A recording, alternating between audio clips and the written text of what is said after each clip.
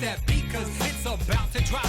The Rockets is the 09 jump off. Yeah, your last name Pan, first name Peter. I know you see me playing and you want me to teach you, but I say elevated so that all God's creatures can hear me shout it out like my name is Aretha. Getting R-E-S-P-E-C-T. Fly by, see the looks on your faces, cause I'm in full E-F-F-E-C-T. Jet setting on a daily basis. David F. Man, don't stop. David David, don't stop. We came to rock it till the city takes off. Mr. Captain, yeah, I'm an ace pilot, yeah. I wanna spin my wings and fly. To all my people in coach, yeah. And to my first class folks, yeah. We'll show you how to scrape the sky. Yeah. As the curvature of the earth takes shape, fly fast forward like a videotape and no cape. Just follow my jet stream, proud in the clouds on the boom in your precinct. I'll have no trampoline, black box in the pocket of my jet jeans. Shine with the stars so bright, even NYC sees me, get that. I see London, I see France, now ladies bounce in my turbulence. Drop down from the sky like manna, all the way from Alabama to Copacabana, back to the west side where I reside. So, excuse me, do you care if I drove to the phone and take the best skies? We demonetize and let the hook fly. David F. Man, don't stop. David David, don't stop. We came to rock it till the city takes off. Mr. Captain, yeah, I'm an ace pilot, yeah. I wanna spin my wings and fly. To all my people in coach, yeah. And to my first class folks, yeah. We'll show you how to scrape the sky. Hot, sicker than your average, down like Goose and I'm fly like Maverick. With the savage attack in the mouth like a match, spitting fuego, homie. It ain't tricking if it's magic illusions.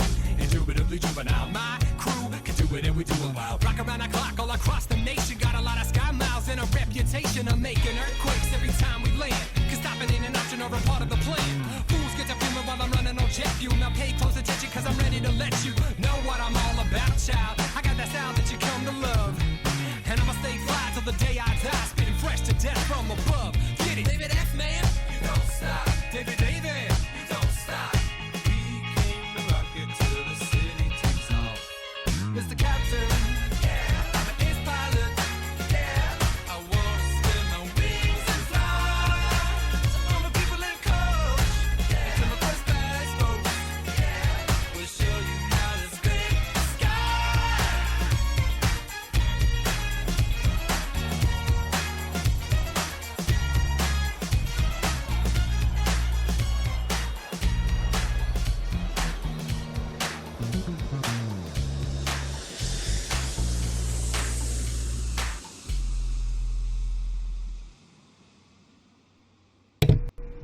Hi.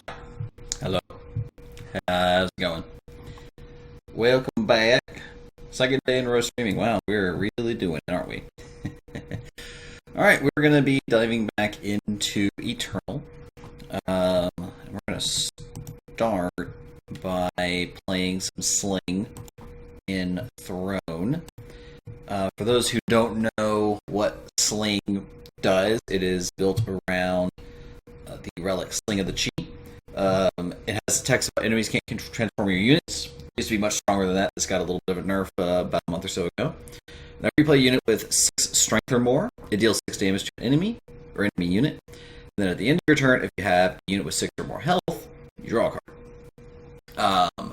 There's a lot of cards that got hit because of Sling and how it interacts with Overwhelm. So Rost used to have Overwhelm. It does not anymore. It's still just very good as a 7/7 with Warp, that when it dies, it just comes back and it's unblockable in 3 turns. Siegebreaker, which used to be a main deck mainstay for hitting other enemy slings, it also used to have Overwhelm. It doesn't anymore. But basically, this is a Skycrag control deck. It utilizes spot removal like Torch, as well as sweepers like Hailstorm to spot removal like Permafrost to control the board. And then you end the game usually by drawing them a card advantage with Sling of the Chi, and then usually one of your big kind of creatures like Rost, Zhou, or Tamaris. Tamaris is also pretty good at dealing with the Skycrag aggro decks, because their units mostly have 1 health. Crafty Occultist is in here because it is just a really good unit. This also had been adjusted recently. It used to be 3 fire primal. As you can see now, it is double fire, double primal. So it's a little harder to cast. Kenna is also another great spot removal option. She's very difficult to play because of the 4 primal, 2 fire influence requirements, but overall she is still really, really strong. And then otherwise, strategize helps us kind of find things. Obstructive Flicker is great at countering early things on turn 2 or turn 1. Well, not usually turn 1. We don't have any of the primal symbols, I believe, is what the cycle is. That gives us double influence. But I like the deck because it has a lot of game against shadow decks, because using Transpose to counter an exploit is really, really strong. There's also Dazzle, which can also do a similar job. Then Island's Favor gives us Face Aegis, which is important to protect our sling. It's also why we got 4 Cobalt Waystones in the deck, which is very easy to get to 4 primal in the deck. As you can see, every single power in the deck creates primal, and then all but 9, the primal sigils and the Cobalt Waystones, make fire to help make Kenna and Crafty Occultist viable. The market here is a transpose market. For people who haven't played Magic and are familiar with sideboards, the market is essentially a sideboard. Our market access card of choice is Transpose. It is 1 cost, which is great, super efficient. It deals 2 to the enemy, and then we get a Face Aegis, which is, it helps counter exploits. And then we get to swap for 4 cost cards out of our market.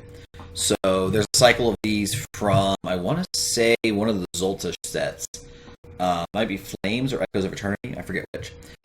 And they're all different factions. They all cost 1, and they all grab a different cost from the market. Transpose grabs 4. So our market is covered from the storm, which there's not a whole lot of stealth in Throne at the moment. So this is basically just a 4-cost Hailstorm. Honor of Claws is a great one-off kind of massive draw effect for 4.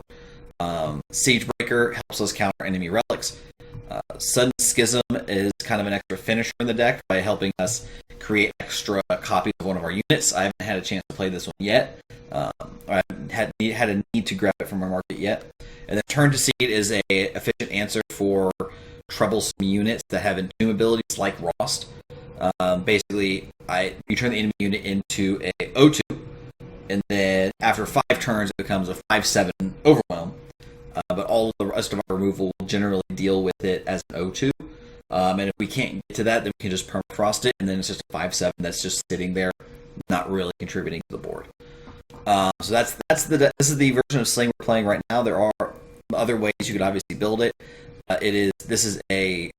Throne is in Eternal format. Everything that is printed in Eternal is legal in it. So this is high power level. The aggro decks are very aggro, and the control decks can be very controlling. This hand is awkward. I do have 2 Hailstorms and an Occultist and a Dazzle. If I'm up against an aggro deck, I'm pretty well off, and I've got all my influence requirements for Occultist. Yeah, we can keep this hand, I guess. We can see how it does. Are they aggro? Okay, they're aggro.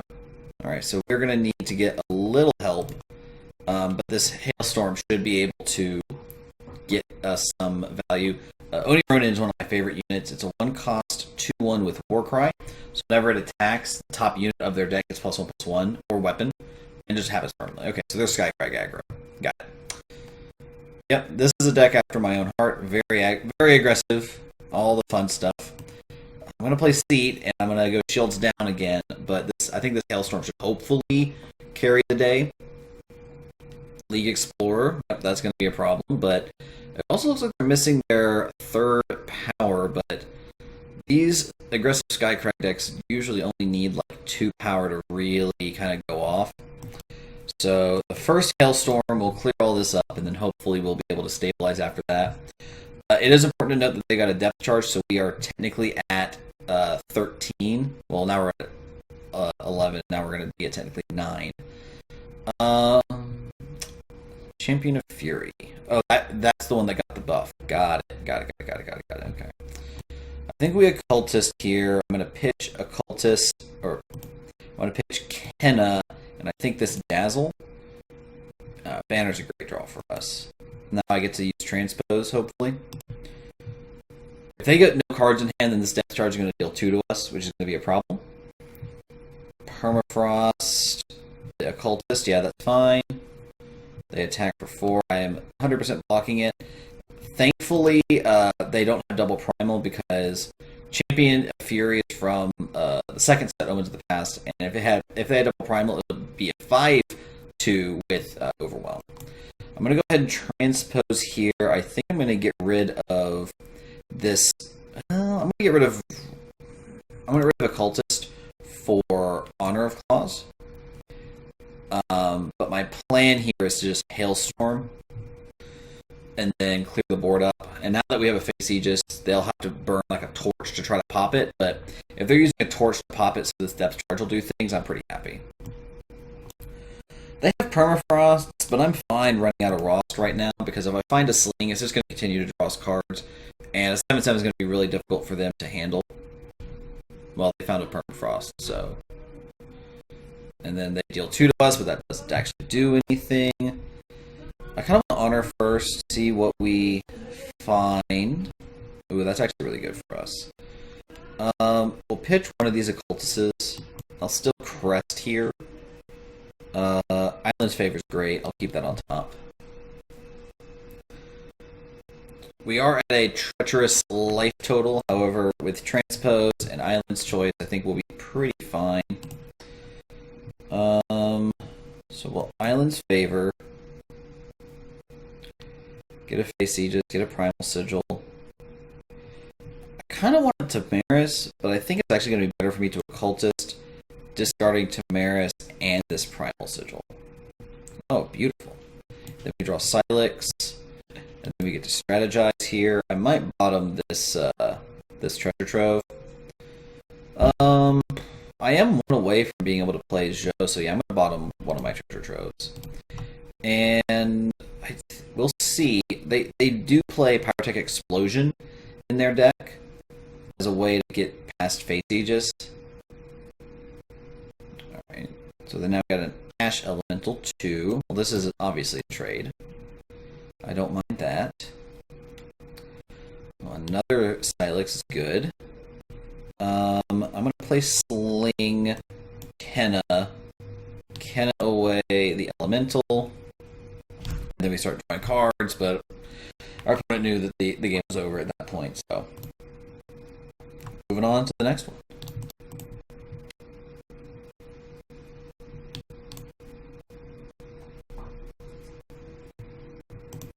How y'all doing today? Hopefully y'all are doing alright.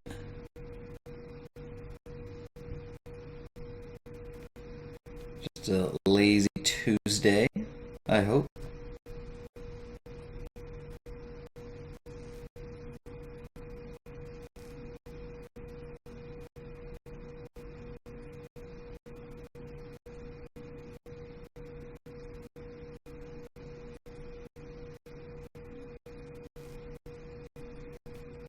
Now we're getting ready for the Throne Open in a couple of weeks. This is an easy mulligan, so gotta get back up to snuff. I like this. This hand's good. It's got 2 removal spells. I have Zhou, which is gonna make us a Treasure Trove. So we're gonna have some fun here, or at least we're gonna try. An aggro deck.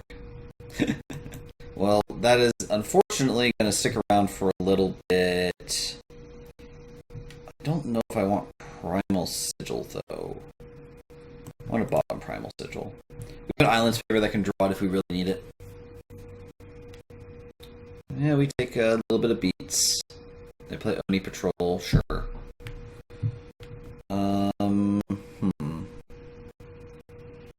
Welp. Yeah, I didn't want to do it this way, but I don't think I can take 5 this turn.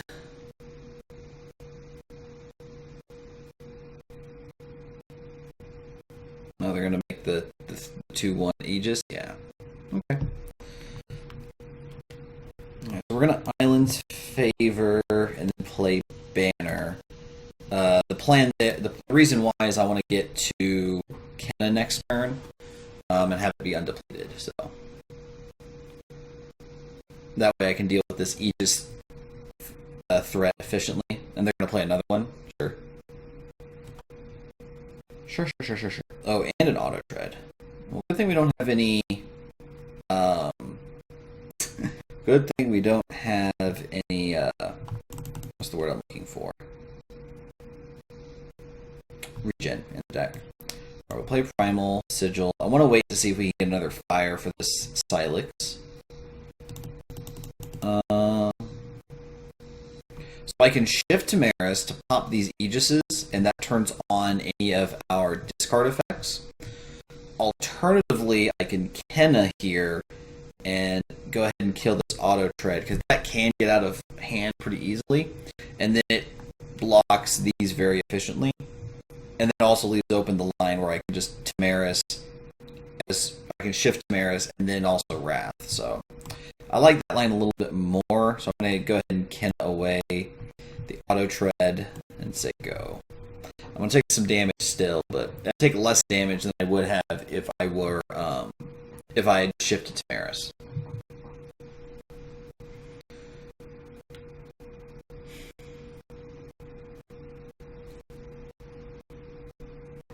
Alright, so they're still aggressive. Edict of Shavka, and they're going to play Make It too. Sure, that makes sense to me. Alright, Crest. Okay. Yeah, so I think we Crest. Let's see what we got on top. Hailstorm. Actually, Hailstorm's perfect. Thanks to the Hailstorm being on top, I'm definitely just going to shift this Tamaris and say go, because now my Hailstorm will wipe up their board. And if they try to kill Kenna, that's fine as well. The Champion of Fury. Okay, so yeah, I just have to block it. So the emblems are really, really cool. Our opponent has been very aggressively decimating for these emblems, so they're reducing their max power by 1 to create the units that they make. So I think for the most part it's the correct decision. We're not going to show our hand right now. Well, that's nice. But now we're definitely going to just go ahead and Hailstorm. Because they're powers that give you additional effects. And it looks like their hand has been pretty lean already. Like, they just, founded Angelo Houndmaster here. It was a very, very good aggressive card. We will kill it, though. And it hasn't really impacted their development any. Okay, I take 4, go to 6. That's not ideal. I think we do attack with Tamaris. I think we hold Kenna back, play Sling, and say go. That way we start getting some card advantage going.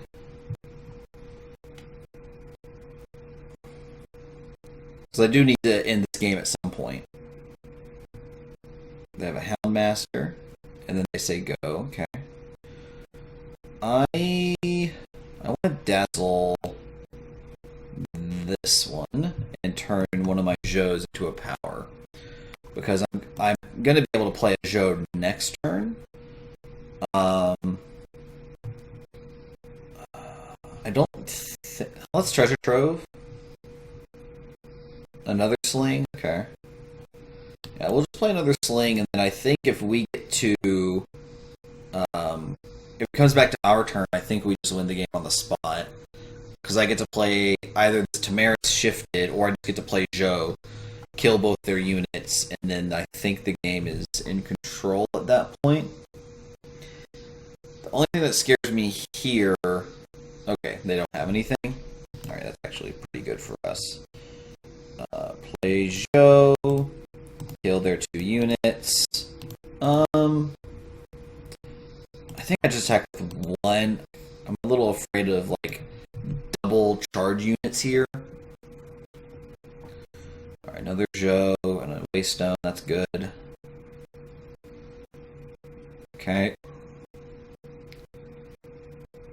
Yeah, and we just have lethal in the air. So, got there. Oh, and a gold chest? Oh, and gold too? Man, what a great day. Didn't upgrade it? Trash game. I am kidding. Eternal is very, very friendly when it comes to free-to-play, so... Just because I spent money doesn't mean you have to. We're going to play a little bit more of this. I think we'll do another 3 or 4 games, and then we'll jump into a draft. I can talk about my draft open experience from a couple weeks ago. But yeah, I really like Eternal. It's a really fun game. It scratches a similar itch to Magic, which I streamed yesterday. Magic actually just did their big reveal over what's going to happen next year, which was really exciting. A lot of things that are really, really hype. This hand is an easy redraw. This hand's better. I'm not as excited about it as I was some of our other hands, but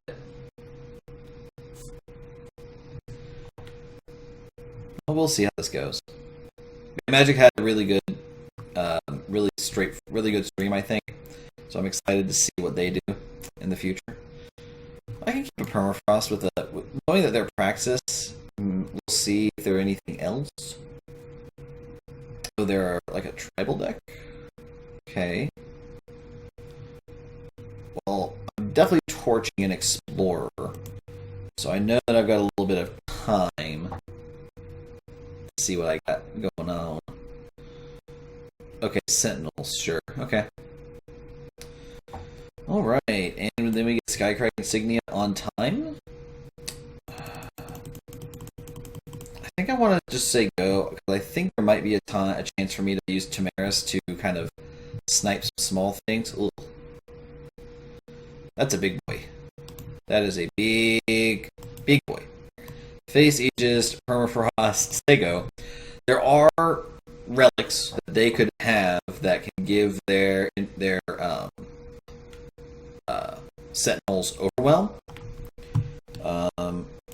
But I am just gonna go ahead, swap this out for a Siege Breaker. It's a little risky. Oh, I could also just Rost here. No, I'm just gonna blow up the ancient defenses. Like I said, the thought I was on is that there are definitely relics that they can have that give their entire team endurance and things of that nature. So he's a big boy. I think I'll play Rost now. I'll play the Waystone. It hurts to have to play the Waystone and not get Face Aegis there, but alright, their Waystone's going to gain them 2 life. They're going to play Might Weaver. Oh. So now this guy's got double damage. At least he doesn't fly. I'll keep an Occultist. And then I'm going to shift Tamaris to get rid of these Monolith Guardians. I don't want them surprising us out of nowhere with a making them huge. Alright. We'll start a turn. I guess we Occultist pitching Dazzle. It's not going to actually get him flying because of Sandstorm Titan. We're going to Kenna away the Might Weaver, which opens up Rost attacking, which I'm a big fan of. And then let's Crest of Fury, see what we find. We do not need a banner. Banners can go away. The only power cards we really want to draw are Silexes. So they time Etchings, but didn't exhaust it to go into their market. Oh, Zhou is actually a fantastic draw. I'll attack with Rost. Yeah, just take it. I'm going to Treasure Trove here instead of Zhouing, because I kind of want to wait until I find a... what's the word I'm looking for? A sling. But drawing Transpose there makes makes me want to shove this Zhou into the market. But I don't have to make that decision now. Waystone Titan. That's a big boy. Alright. So let's start our turn. We draw another Kenna. So Tanaris is unblockable. So they're at 6. And if I attack with everything, they block here and here and they're just dead. So I guess... I don't think there's any free spells they can have. I'm still just gonna... I'm still just gonna, be safe, do this, attack with all. But now all of these have flying, so they're dead in the air as well. And I think that'll do it. I'm not sure what else they could have at fast speed that doesn't cost any power to play.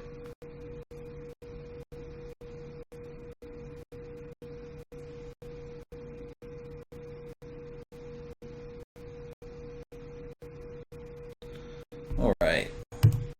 Perfect. First winning goal 2. Alright. And now let's do it again. Alright. I think two more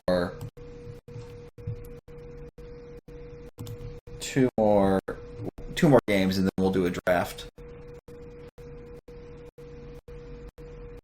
There's a reason that Sling is one of the more popular decks in the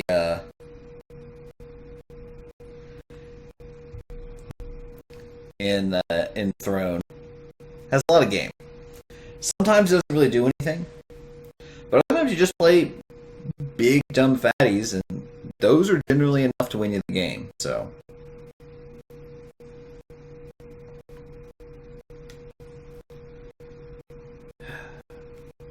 Plus, it plays Torch. I miss Fast Torch, but at the same time, I understand why we can't have Fast Torch. Fast Torch died for a lot of sins. This is actually pretty okay. I need something else to make the Silex turn on. I've got Dazzle and Permafrost, and I've got a Sling. The only thing that this is bad against is if they lead with like a Shadow influence.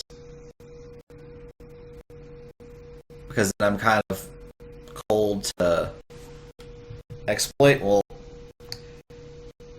there are decks that'll play this. I think this is going to be Combray Relics, but I will play around the fact that they might be Time Justice Shadow for exploit.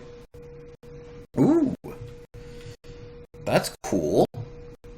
I'm going to Permafrost it because I don't want them to hit me with it, but Seat of Fury. I don't want Seat of Fury. Seat of Fury can go to the bottom.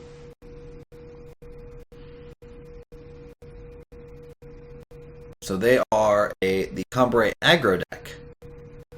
Discarding Crescendo to Lingering Influence. Sure.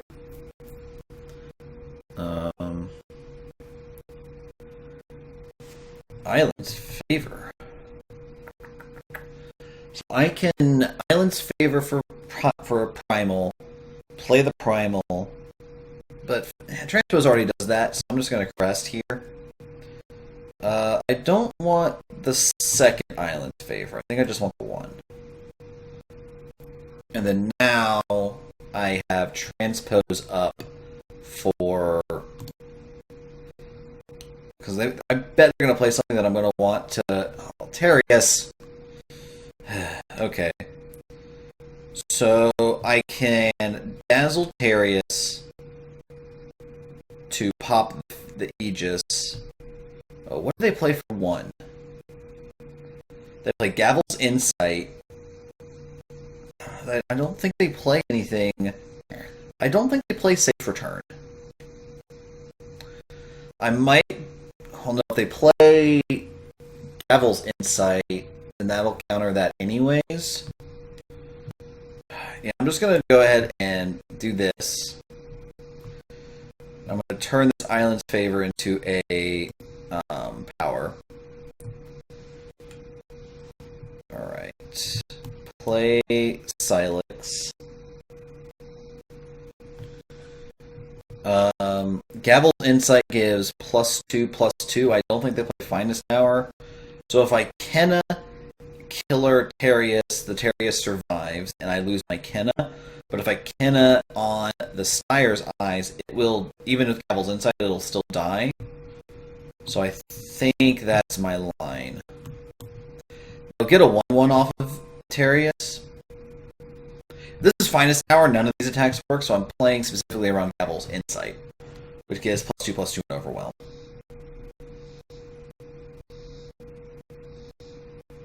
Which is good against us because we have Sling of the G. So, alright. So I think I read them right. I think they have Gavel's Insight.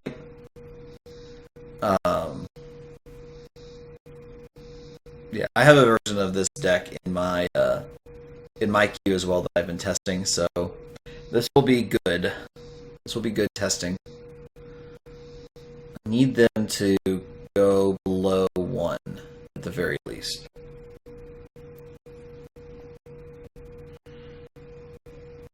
That, or I need to find one of my units that I can use for Sling. And keep Face Aegis for. Crest. Crest is interesting. What's on top? Banner. I'm gonna ditch Banner. Then we'll Cultist away. Power and Trove. Give it flying. Seat and Silex is great. I'm gonna leave Kenna back to try and block this Terius, because I do want them to get the Gavel's Insight out of their hand. They're gonna want to save it for when we have a Sling of the Chi, but I don't want to give them that luxury or that ability.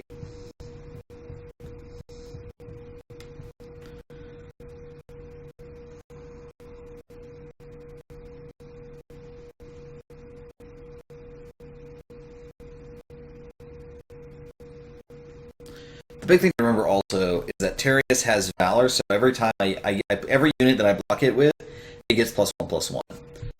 Styre's Eyes, sure. Pitching Rune of Law. Are you gonna Lingering Will, or are you going to set Crown Watch Tactics? Yeah, that makes sense. So Crown Watch Tactics, give it lifesteal and make it huge. So now most of my blocks are pretty bad. I will still block here. Because if they want a Gavel's Insight to make a 1/1, I'm fine with that. Cool. Alright. So they still have Gavel's Insight. I'm going to transpose. Yeah, so they 100% have Insight. Grab Seat to grab cover.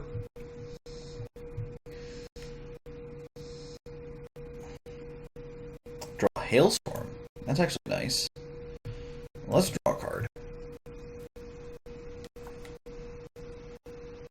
Permafrost. Oh, Permafrost is actually great here. I get to Hailstorm, and then if they Insight like the Terius, I just get to Permafrost it. Oh, they just took it? Okay, that's actually better for me. So they are 100% saving this Gavel's Insight for a Sling of the Chi. But I've got Face Aegis now, so that should not pop up. So let's Tamaris shifted. Pop the Aegis on Terius. Then I'm going to Permafrost her. Gavel's Insight doesn't care about this. Gavel's Insight only deals with relics, and that is a curse. And then I get to attack for 4. And then next turn I get to Sling, and ideally have another Face Aegis card. Oh well. Oh, hey Rost. I can't do both. I think it's probably just fine for me to roast here. Say go. Because now I'm just winning with my units on board. Alright, Crescendo. So they have a handful of things they can get out of their market. The big one is going to be Pristine Light. Yep, Pristine Light. Thankfully, Rost comes back. And actually, it looks like I was incorrect. It wasn't a Gavel's Insight. They were holding on to Crescendo. So, We will draw a card of a treasure trove. We'll play Sling, we'll play Power, and we'll say go. And then next turn, Joe's going to hit the board. Joe's going to kill Terius. Well, now I can just use Torch to kill Terius, but I think I'm still just going to use Joe to kill it. Oh, now they might have Gavel's Insight. Okay, well. Play this, say go, draw a card. Crafty Occultist is fine. Borderlands Lookout is a good aggressive card. So we attack. I don't want to do that yet. Oh, I guess I technically could have killed him if I had. Whoopsies. Play Sling. And then I just say go. Miss lethal to gain value. Alright, well. This is a lethal attack. I don't think they have anything that really changes anything. Yeah, stand together doesn't really affect much. It gets a little bigger, but I'm still attacking for lethal. And then finest hour, sure. That's fine. They get a block roast, and then they still just die to Joe. Also, I forgot that there was an ultimate ability that... Oh, wow. You play the cards, you learn what the cards do. Alright. One more, and then we will hop into a draft.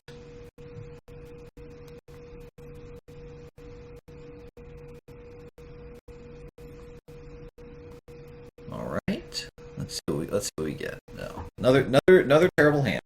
Send it back. This hand's fine. It's got Transpose. It's got everything I need to turn my Silexes on. I've got Hailstorm. Yeah, I'm going to lead on Insignia. Normally I lead on Crest, but because they led on Shadow, I am worried about Exploit. So we're going to Transpose, and I think I'm going to swap my Hailstorm for Turn to Seed. Because this style of deck has a lot of units that we're going to want to make sure they don't get to do all their things with. And by the same logic of, I didn't play Crest here, I played Insignia so that I could counter another exploit that's coming down. Obviously their plan was to even-hand Golem. So now we're just going to Crest. Tamaris. Tamaris can stay on top. And we'll say go. Even-hand Golem is the one card in Eternal that has a deck building restriction. Everything in their deck must be even. My biggest pet peeve with this deck is that the market does not have to be even. And if I had the ability to change this card, I would change it so that your market also had to be even. Last Scroll. Yeah, no, that's fine. You can do that. And they've also the Nurse's card, because it started off as a 2-power 2/2, and then people just kept, buying it back and buying it back and buying it back. So we're gonna play Silex. I really don't want to have to turn to see these. They've already drawn 4 cards off of them. But I kind of want to hold up Dazzle. So I'm gonna Treasure Trove here. And then next turn, if they don't exploit me, I'm going to Tamaris and kill their board, ideally. Treasure Trove is fine. Do they play a Silex? They have not. Or I don't think there even is an Argenport Silex. No, there is an Argenport Silex. They plundered. That's what happened. Okay. We're going to Tamaris. And it's great because even though it's shifted and we can't really do anything with it, me or my opponent, I get to play this banner undepleted and now hold up Dazzle. Roland. Yeah, Roland's annoying.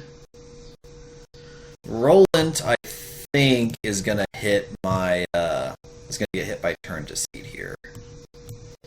Roland's annoying, and Roland is from the same cycle as Kenna. And it's annoying enough that I just want to get him out of the way.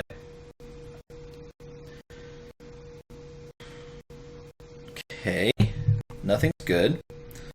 I'm I'm gonna Sigil, and then I'm gonna Kenna. I'm gonna attempt to kill the Little Seed.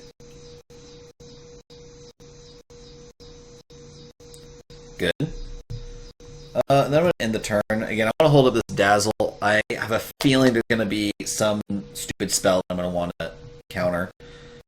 Vanquish. Vanquish is fine.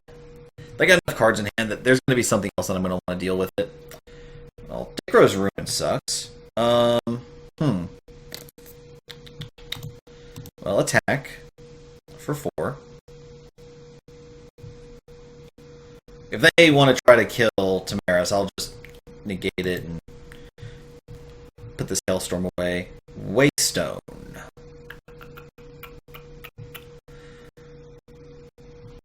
And they played this up front. I'm going to put Waystone to the bottom. I'll take 1 to Trove here. The biggest problem with Dicro's Ruin, well, I guess it's not a problem. The thing with Dicro's Ruin is that it is good against us in all counts. Every time we draw an extra card, we lose life, they gain life. All of our units, whenever they enter the battlefield with Sling, deal damage, so they die immediately. So there's not a whole lot that I get to be able to do here until I get a Transpose. So we're kind of waiting on Transpose. Alright, so they're going to Broker, put a bunch of market cards into the top 20 cards of their deck. Alright, we'll start the turn. Another Tamaris. I get to attack for 4. And then I'm just going to play Tamaris as a 4/6. I believe, even if I shift it, Dicro's Ruin doesn't affect it, but I don't want to risk that right now. I think it's going to be better for me as a 4/6 trying to put up a bunch of stuff. Alright, so they're going to try and put a bunch of units into play, because no, that enemy doesn't really do anything here, so I'm going to Obstructive Flicker it to just counter it. Silex is good. I'm just going to attack for 4. And then I'm just going to play... Actually, do I need to play another Tamaris? I probably should. I should play around them having some removal. And then I'm not going to play Silex, because when I play it... Potamari, I think it's close, I believe. It's one of those. So they're going to try to counter it. I'm going to negate this Vanquish. By the way, welcome, Potamaru. I don't need to transform anything. I'm also surprised I didn't kick it again. Oh, because I had another Vanquish in hand? Sure. No blocks. And then we get there. Cool. Alright. You came in just by time, Potamaru. I said after this game we would draft, so we're going to draft. And let's hop in. The best thing about Eternal Draft is it is asynchronous. I thankfully did not. Waverly is far enough away from me that we didn't get that bad. The rain was really bad, and there was a little bit of flooding, but nothing near me that really impacted me in any reasonable way. The streets are rough downtown, though, I'll tell you that much. So, the great thing about Eternal Draft is asynchronous, so I could literally sit on this pack for as long as I want until I make a decision. We're at an infinitely large draft table where you can pick up and put down however you want. I can take a pick now, and then I can load it on my phone and take another pick on that. So, Eternal Draft is great. This pack has a lot of interesting cards in it. There is Blitzstone, which is really powerful. I think it's the best common in the pack, although I have a soft spot for Rooted Observer. The uncommons, we got Searing Strike, Afflictor, and Illuminator. Illuminator, I think, is technically a practice multi-faction card, because that's the easiest faction to get it to turn on. If you play any of the 3-power stealth units in Fire, they almost all play a spell for free, and then you get to play your Illuminator as a 4-cost 5/5 with Overwhelm. Afflictor is really good in the discard deck. Searing Strike is also it is a practice multi-faction card. It's very powerful, but I'm not going to pick one it. There's also Insider of Madness, but I consider this format to be highly aggressive, and I don't really want to be playing 7-drops, and I don't want Insider of Madness to be the reason that I go into Shadow. So really, for me, the pick is between Afflictor, because the Shadow discard deck can get there, and Afflictor, being able to give a -1/-1 curse, deals with a lot of things, or Blitzstone. And I have a soft spot in my heart for fire, so I think I'm going to take Blitzstone. Or at least that's what I would do.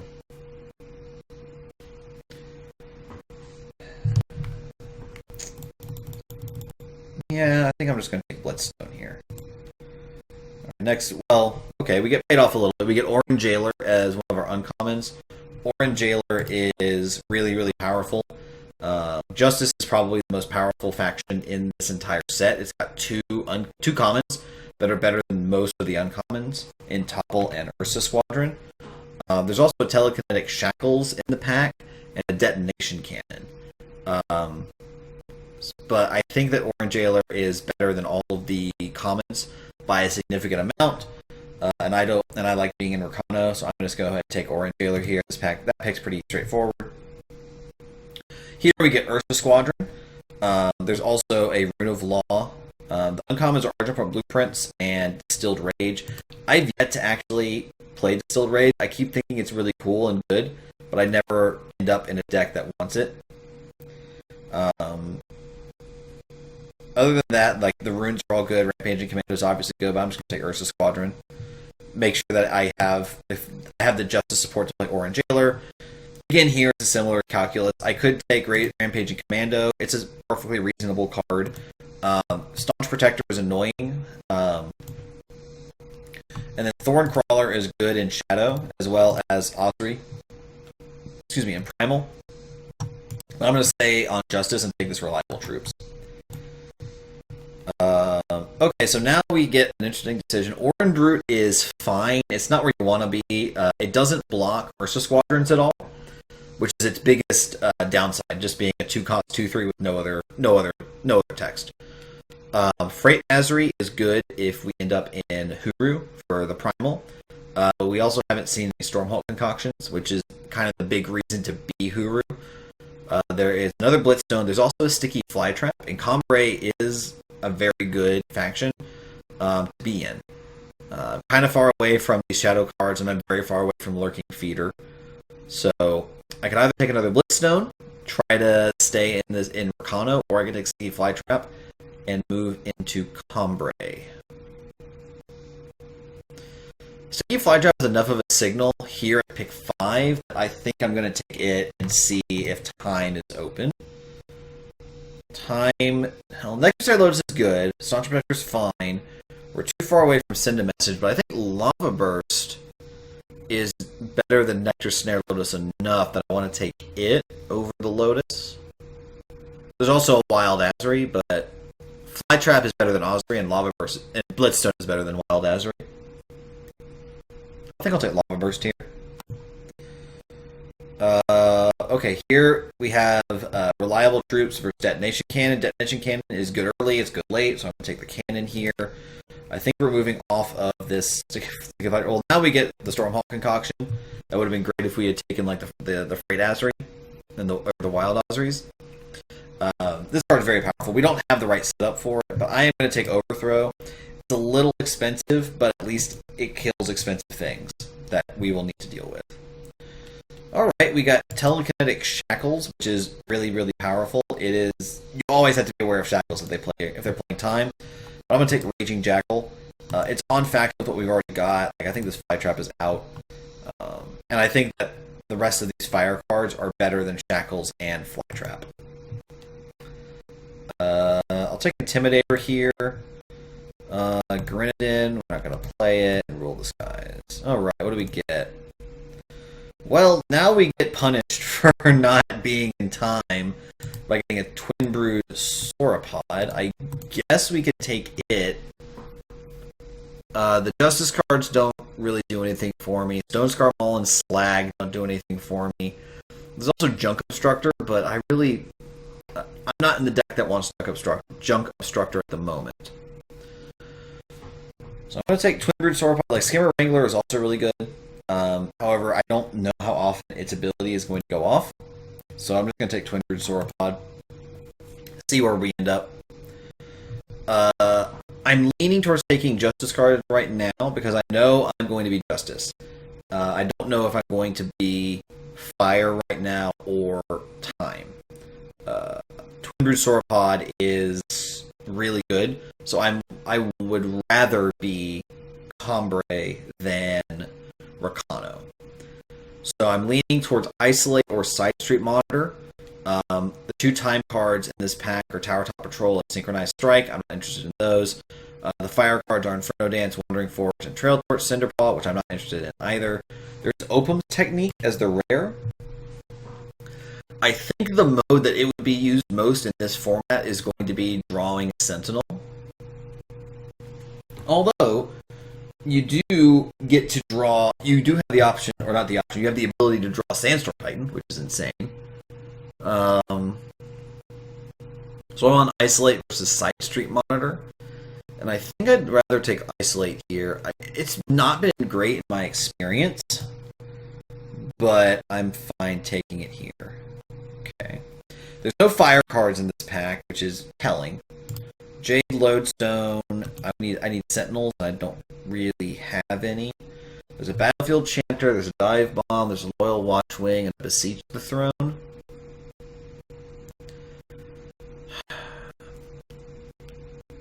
I think I'm leaning Loyal Watchwing here.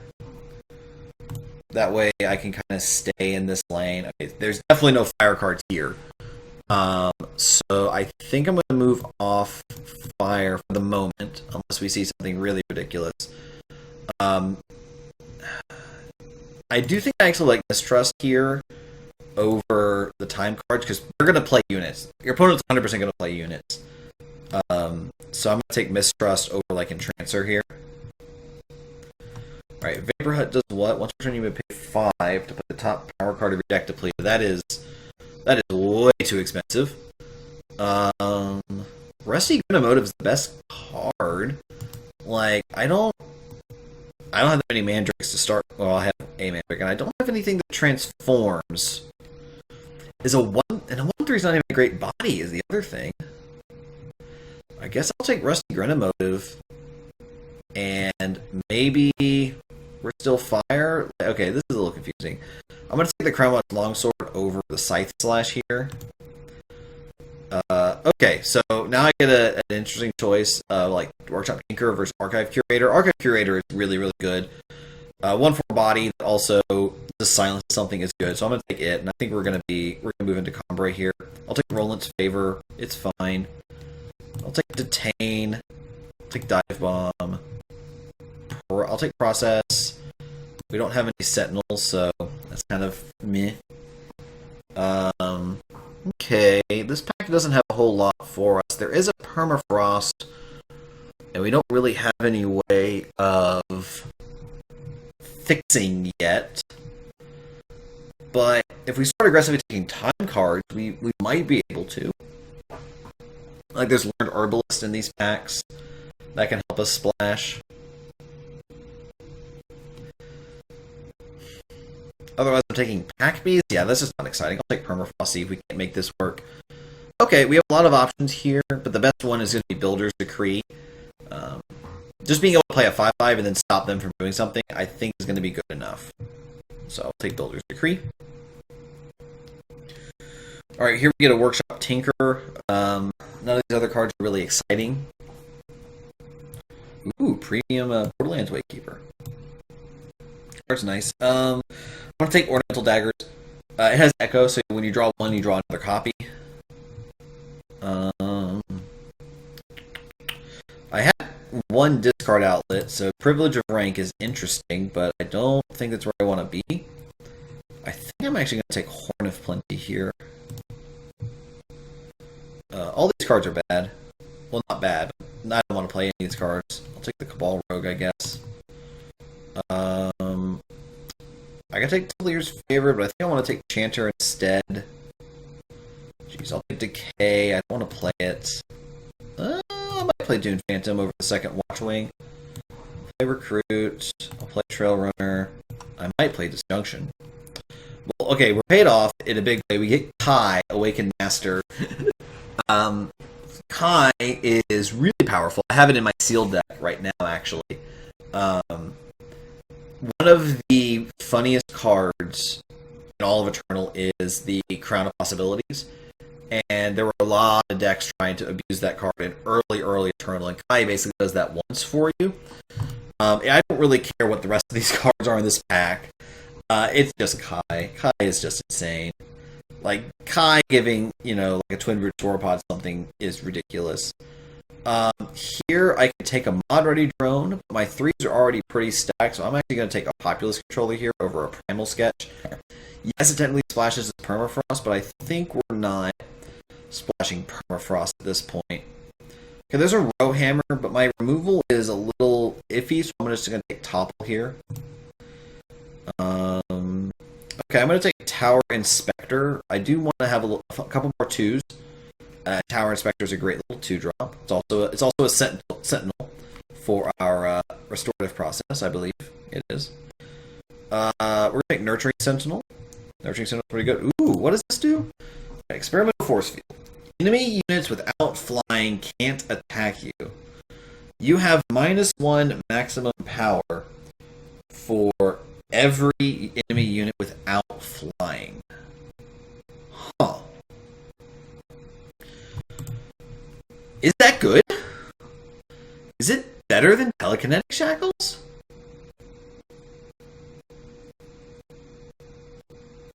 I mean, I don't have a Telekinetic Shackles, and I would absolutely play a Telekinetic Shackles.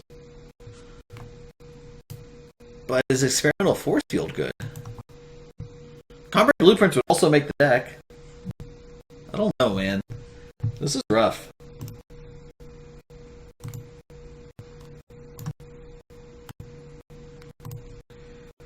This is rough. Tricky, tricky, tricky.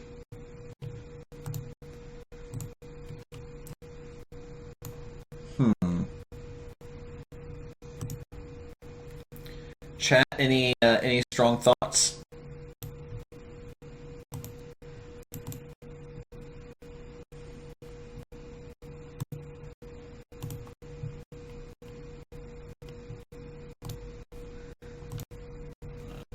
Seeing none, we're going to take Force Field. Because there's no better science to do than to just try it. I'll take that. Ooh, Invisible Wall versus Rune of Law? I think I'm supposed to take the Rune here. I'm not that defensive. I do only have 16 units, though.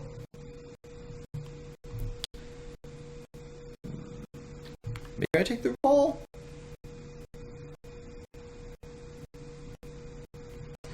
Why shouldn't I take the Invisible Wall? Why shouldn't I? I'm not doing anything with these. See, look, we got paid off. We got a Rune of Law anyways, chat. I'll take this Lotus, and I'll take Geyser, I guess. So, we're not playing Primal. We're not playing Permafrost. Restorative Process is interesting. I don't think we isolate. I don't think we play Detain. I think we're a 17 power deck. So we need to find 2 cuts. I think we cut Disjunction. Well, actually, I think we cut Restorative Process, because Disjunction can either affect their relics or their attachments or pick up ours. So I think I like having Disjunction over Process. And then I already have Daggers and Longsword. I don't think I cut either of those. I'm not cutting Force Field because I want to see if we can make it work. I want to see if this is good. That's what I want to see. So, do I cut a unit? Maybe I cut Dune Phantom.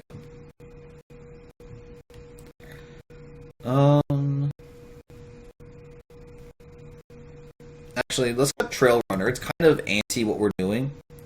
So So this looks fine. This looks acceptable.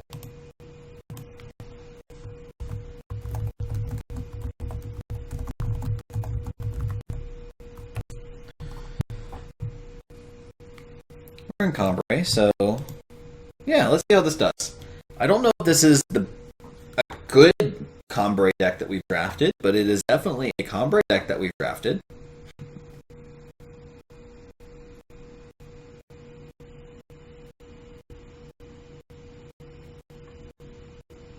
So we'll see how this goes. And once we finish this draft, we'll go back to Throne. Maybe we'll change up decks. Maybe we'll play the Combrei aggro deck. Or if there's any decks that y'all have that y'all want to see played in Throne, you can just post it below. You can post it in the chat, or send an Eternal Warcry link, and we can try that. I also have a three faction Bandit Queen deck that I am particularly fond of that we could also do.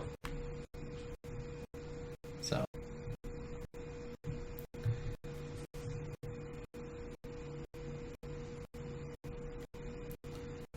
Also, Pamaru, thank you for the follow. I noticed it just now. I don't have any displays or anything, but thank you very much for the follow.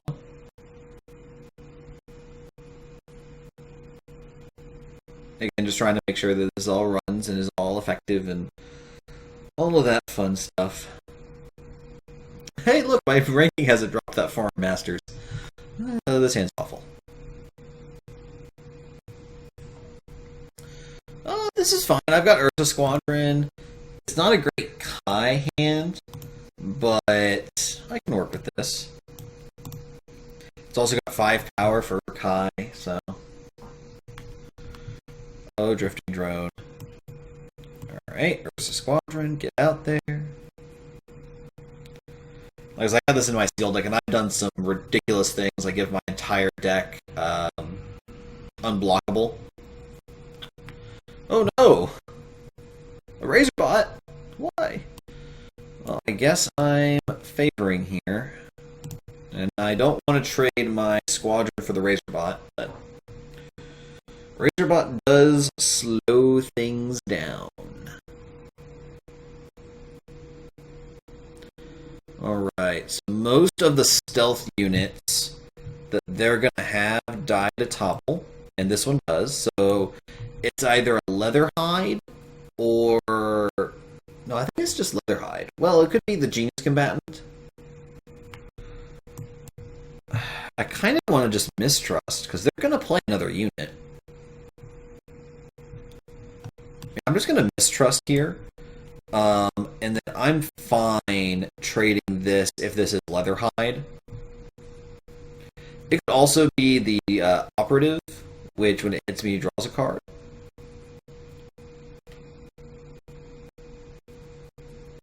Death Strike? Okay, sure.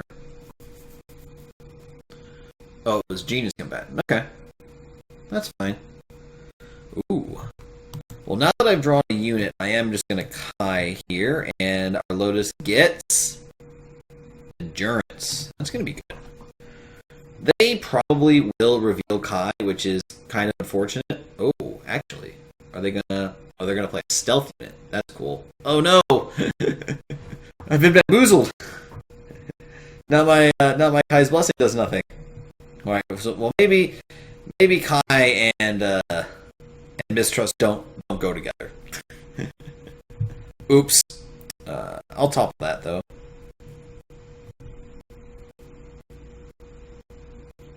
Oh no, it's the Slug? So they negated it, but then they can't play it because I don't have anything that beats it. I'll just play Rune of Law and say go. Boo. Goozled. Oh well. You live and you learn. Well, Mithril Mace is big. Big. Okay. So we're going to play the Lotus. Then we're going to Chanter so that it kills Genius Combatant. Now, unfortunately, this thing is about to become a 1-2 and actually get power, so... I think I attack with Zoltan Paladin, though, because they either have to trade with this, chump with this, or trade with the... Yeah. That's pretty good for us. So now they can use the mace to kill probably my Lotus. Yep. Into Styre's Beckoning. Okay. Into Tinker. Sure. Yeah, they've got a couple reasons to be Shadow. I'm gonna play Horn. This Razorbot is currently causing problems because we can't really attack, and we're about to get beaten down in the air for a little bit. Excuse me. Oh well, actually, change of plans. I'm just gonna say go now. Ransack me? Okay, that's annoying, but at least I get to eat all their flyers now, thanks to Flytrap.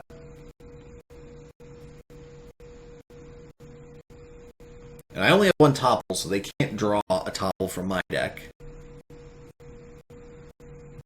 Orange Jailer is annoying.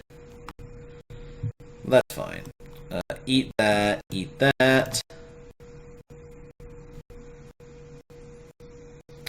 Ooh. Enemies without flying can't attack you. But this thing has flying! Dang it! I can't play my force field because the stupid patrol's gonna kill it. So I need to get this off the board. Deck, why do you hate me? So far they've drawn that. Ugh.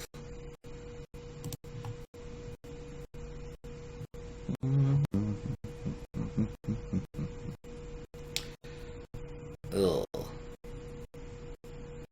Okay. Well, I'm going to double block the Spire Chaplain. Okay.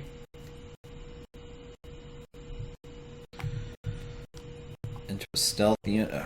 Alright, well, I have a Populous Controller. The stupid Razorbot still... Okay, they drew my Sentinel. Okay. How'd they hit 2 spells? How'd they get so lucky? Alright, I need a way to remove... Well, this is actually not bad. They have a power card in hand, which is good to know. And then now I have a 9/9, so...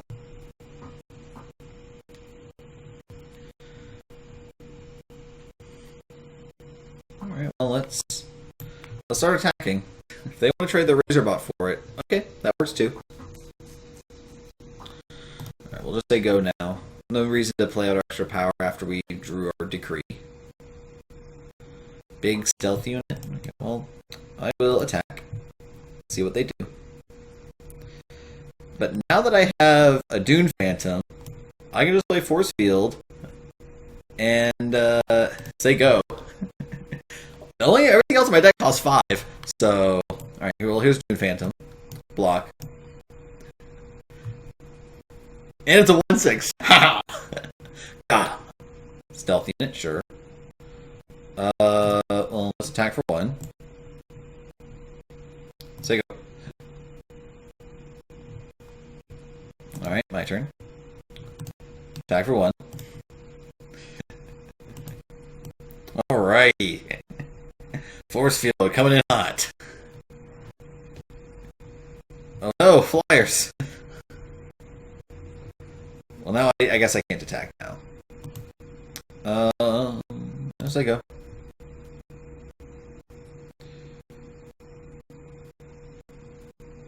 Oh, so close too. Oh no. Also +1 deadly.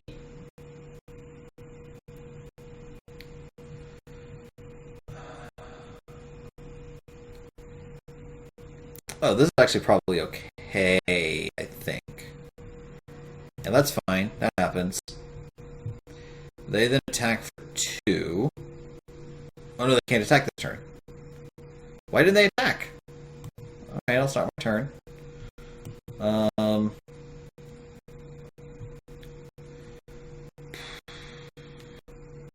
I guess they want to make sure that these get through I'll say go.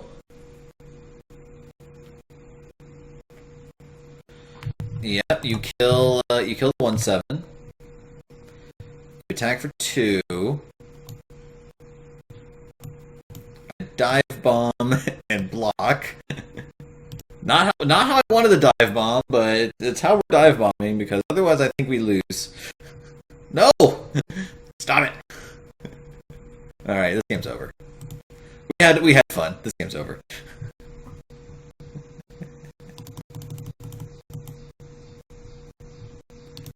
Alright. Let's try again.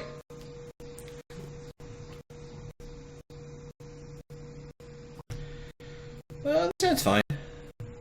Unexciting, but it's fine. Just need 1 power to get to Archive Curator. 3 more to get to Populous Controller. I am 100% going to lead on Divisible Wall. Well...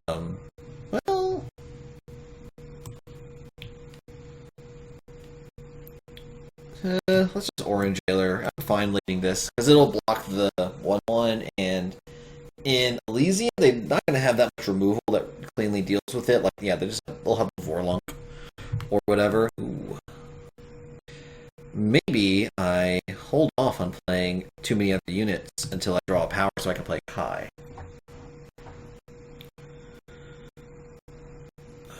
Alright, they have a stealth unit. Oh, they're also Shadow. Interesting. Let's just start the turn. Alright, let's see what we get in our hand. We'll have a lot of options. Alright, Flying Valor, Exalted Valor, Regen, Stealth, Flying Decay, Ambush. Hopefully they don't kill my... oh no! Withering Witch, why?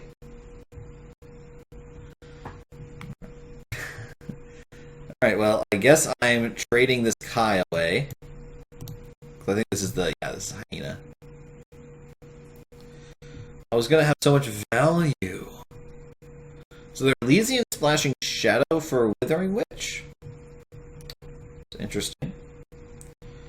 Withering Witch already did her thing, so I'm just gonna play Horn and say go.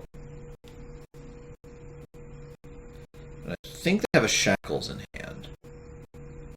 That's what I feel like they have in hand.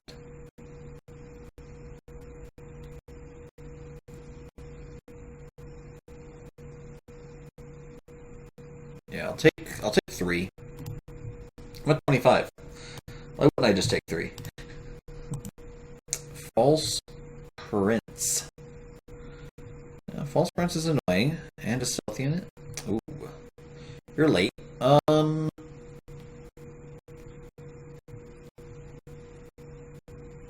Let's Curator and silence their stealth unit. If it has a reveal ability, it's just gonna happen.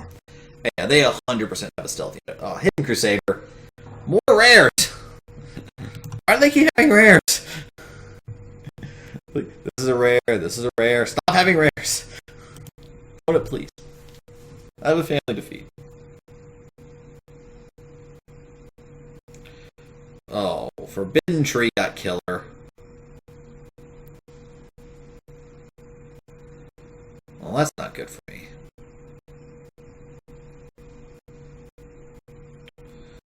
What's also not good for me is the fact that I can't seem to draw a freaking power card or a time card so that I can play this. So I can play it like my Populous Controller or my Twin Brood Sauropod. Right. I think.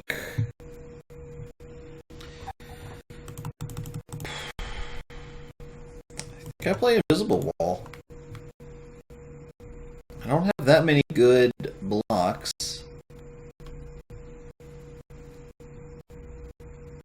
Alright. Well, I block the most damage. I don't think it's going to be enough.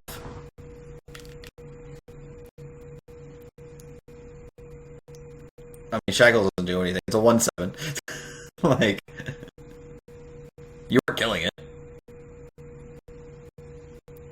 Still dead, though. Still uber mega dead.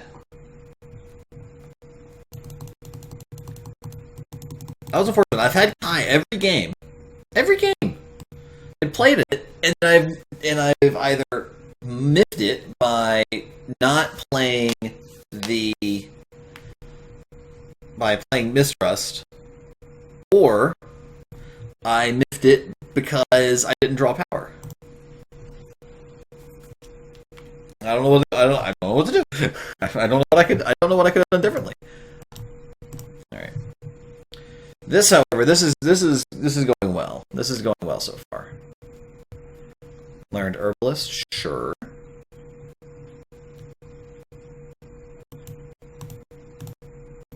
See if they want to trade. They don't. Great.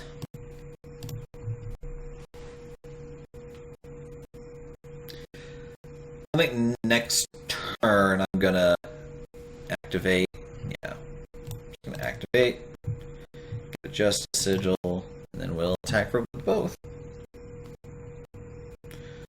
Sure, you have Dune Phantom. That's fine. I also have Dune Phantom, and it's just whatever. I had my value, you had your value, we all had our value, so. Primal. Makes me think that they have a, they're splashing like Stormhawk concoction, so. I can't attack through it, might as well not attack. They'll secret pages, get another primal, yep. I was right. Oh no, that's Twin Brute Sauropod. Great Azuri, give themselves that, sure. But I get my 2/3/2s. Oh, they have daggers. Daggers. Well, big daggers for everybody. Well, I can't overthrow that. Let's tinker. I do not want fresh recruit. I will play this Nurturing Sentinel and say go. I'm just trying to set up for a turn. Oh, they're going to reveal my stealth unit? Sure. It's annoying, but it's fine. Sure, take 2. Ooh. Ooh. They go. Yeah, no blocks. I'll take 2. So I can pick up Mistrust. I don't think I want to, though. Oh, I can also just destroy one of these daggers.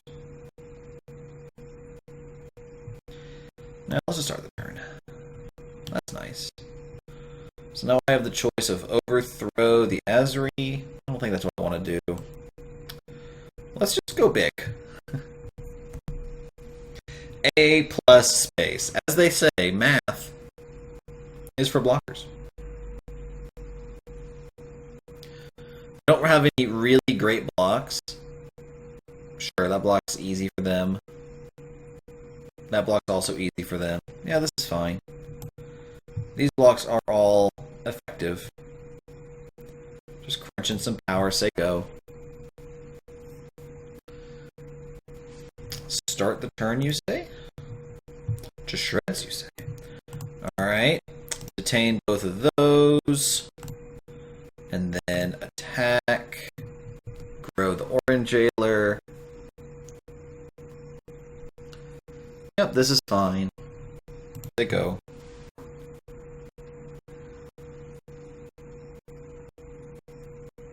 Another Peacekeeper. Stun the Tower Inspector. Okay.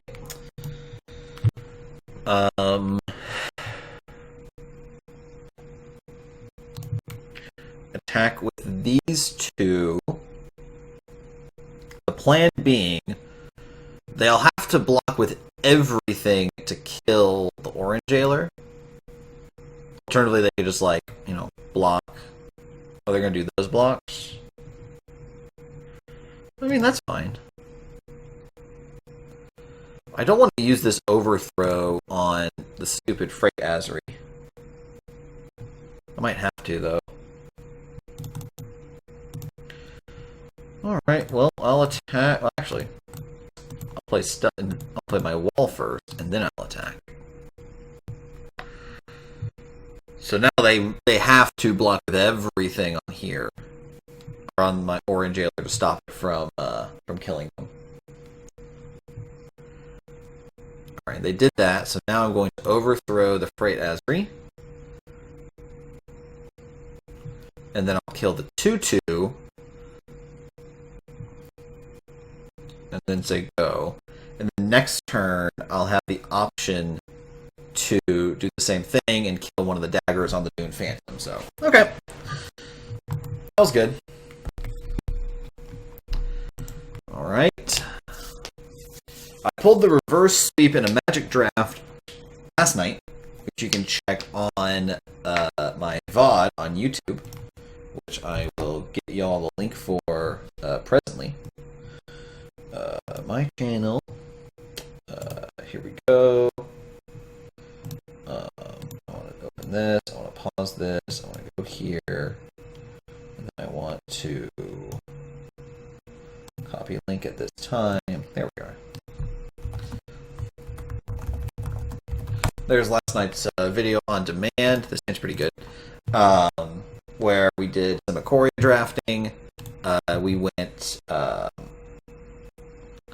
We started off pretty bad. We went 0-3 and then like 1-3 or 2-3. And then we did a 7-1 with a Simic Mutate deck with Yorion and Barokos. And then we pulled the reverse sweep, going 0-2 into 7-0 with a black-red Menace Sacrifice deck. It was more so the Menace side as opposed to the Sacrifice side. But unstable form. Peacekeeper's not that exciting. Well, this guy is. At the start of your turn, create and draw a random spell. Discard it at the end of the turn. Jesus. And there's also a 5/3 Reckless, which is going to be annoying. I'm going to play Nurturing Sentinel. And I guess I don't have to overthrow that idiot.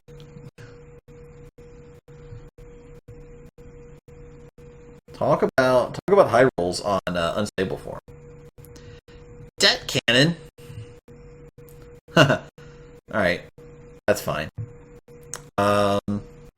Since I'm no longer getting value, I'll just block. They had you gain Aegis. Yeah. I'm just gonna overthrow this thing now. I don't want to have to deal with it. I'm just not interested in dealing with it at the moment. And then we'll just attack for 1. I would rather them not get more free value that they don't get to use. Valise! No! Valise, why? We'll just play Twin Brood Sauropod and say go. I'll save the other one so I can Kai onto it, but I want to draw another unit, ideally. So it goes down to 4? I guess I'll Kai and I'll give this Twin Brood Sauropod 1 ability. Reckless? That's not what I wanted to give it either. Reckless, why? Oh. Ew. Into Stalking Cyberfang. That's bad for me. Well, I guess I block to get this Valise off the table. Oh, Gnashing Displacer. Ugh. Ugh. That is not very good for me. This Power Inspect, I do not want to give my entire... Actually, now that I think about it, giving my entire deck Echo might be busted. Because I think that's how that works. If I get to give my entire deck Reckless, I am also okay with giving them Echo.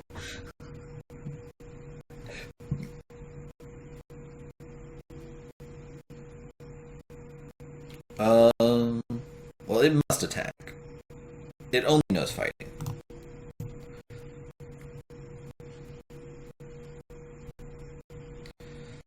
That's fine. You can do that.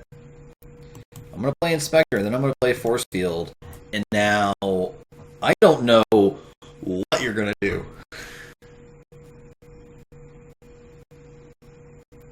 I mean, you're playing Spycrag, you have have flyers in your abilities. Okay, Rooted Observer, Sentinel Sifter, absolutely. These are all reasonable things to put there. Let's say go. Play another unit, I dare you. Give that double damage, absolutely. You got it. Say go. If this works, I swear. Oh, that thing is flying. That's a problem.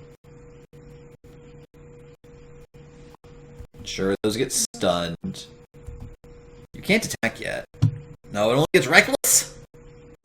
Well. I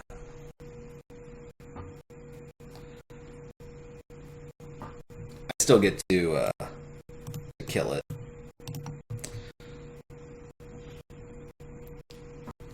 No, Islands, whatever this thing is. Island Frost Rider would have 100% been annoying. Well, at least this thing only has ambush, flying reckless. I really, really wanted it to also get Echo, but sadly, I guess that's just not in the cards. All right, we'll say go. We're not going to kill. We are not going to be able to kill our opponent quickly. Well, I could just silence that.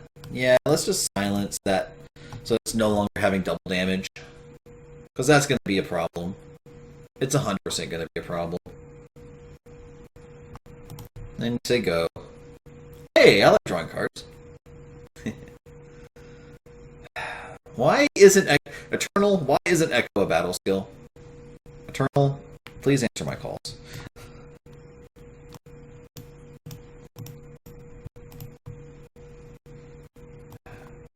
Eternal, please. I can draw my Mistrust again. Well, I can't play the Mistrust, so. Alright, we attack. Discard this disjunction. There you go. Pretty soon we're not gonna be able to play any power. Well, I think we're okay with that. Blitz Stone. Sure. That's actually fine. Let's tinker real fast. What's on top? Oh, they have no response. Killer. Does that even do anything? Not really. We can put that on the bottom. Well, I guess it'd be a 4/5. No, I don't think that actually does anything. 4/3 reckless, absolutely. God, this Kai has been the worst ever. Yay, my entire deck has reckless. Oh man, saved by the fact that this thing has 3 armor. Attack. Oh, I have to attack with that too. Dang it! Forgot about that part. Yep, easy blocks. Easy blocks. Say go. I get to hold up Dune Phantom. Well, that thing has charge, but I also don't think it can attack. Neither can that thing. Alright, well, I'm gonna play my Dune Phantom because it doesn't look like I'll be able to play anything else for a while. Wow. It's okay though, they're dead in 2 turns. Wow. Wow. I'm beside myself. I'm honestly beside myself. I knew it would be good. I did not anticipate it straight up winning us that game. Wow. And the fact that the Roland's Favor saved us too. Like the Roland's Favor, if it had been for that, we would have been way down. We would have been SOL. But instead, we just win the game with like 1 max power. Alright. I'm still gonna Roland's Favor on turn 2 because I've got some 4 drops that I want to play, and I don't think holding off on like 2 shadow.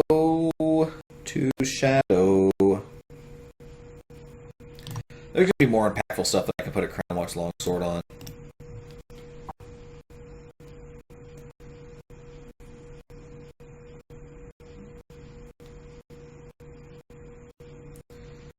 Alright, what do they got? Their Felm? Tandem Shield Bearer. Ooh. Let's see if they want to trade. I don't think they will. I didn't think so. I am going to go ahead and activate this. No reason for me to play the longsword on anything at the moment.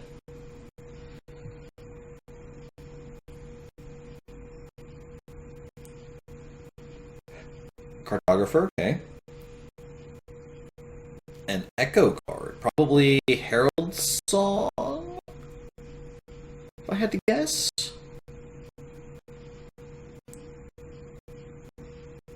No unstable form, sure. Well, the Amber Acolyte doesn't really do you any good there. Another one?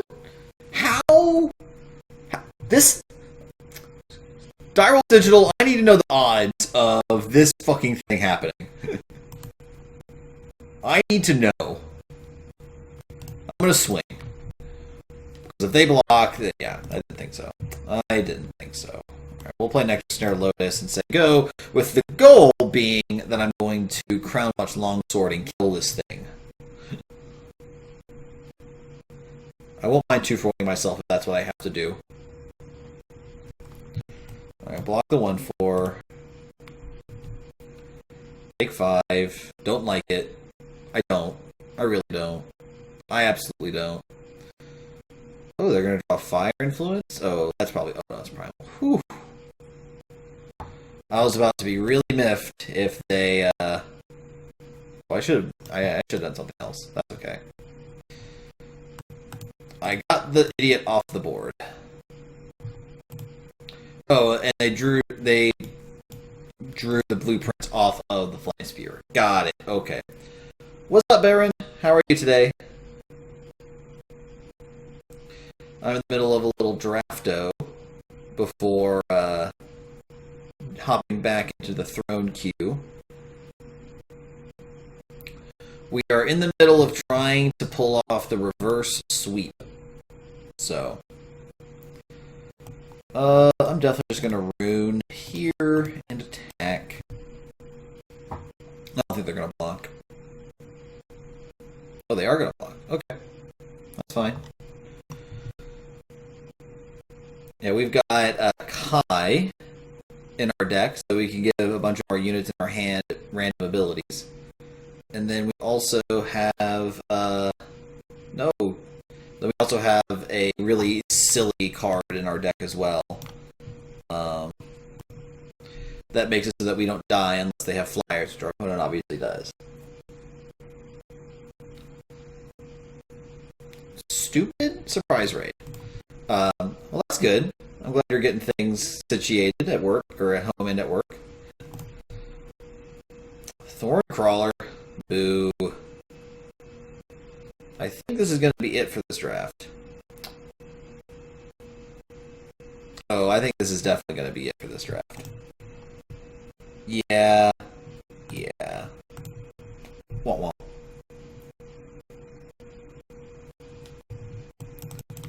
Yeah, Baron, a friend of mine, well, I say a friend, an associate of mine, shared a TikTok from a hotel that I think you would enjoy.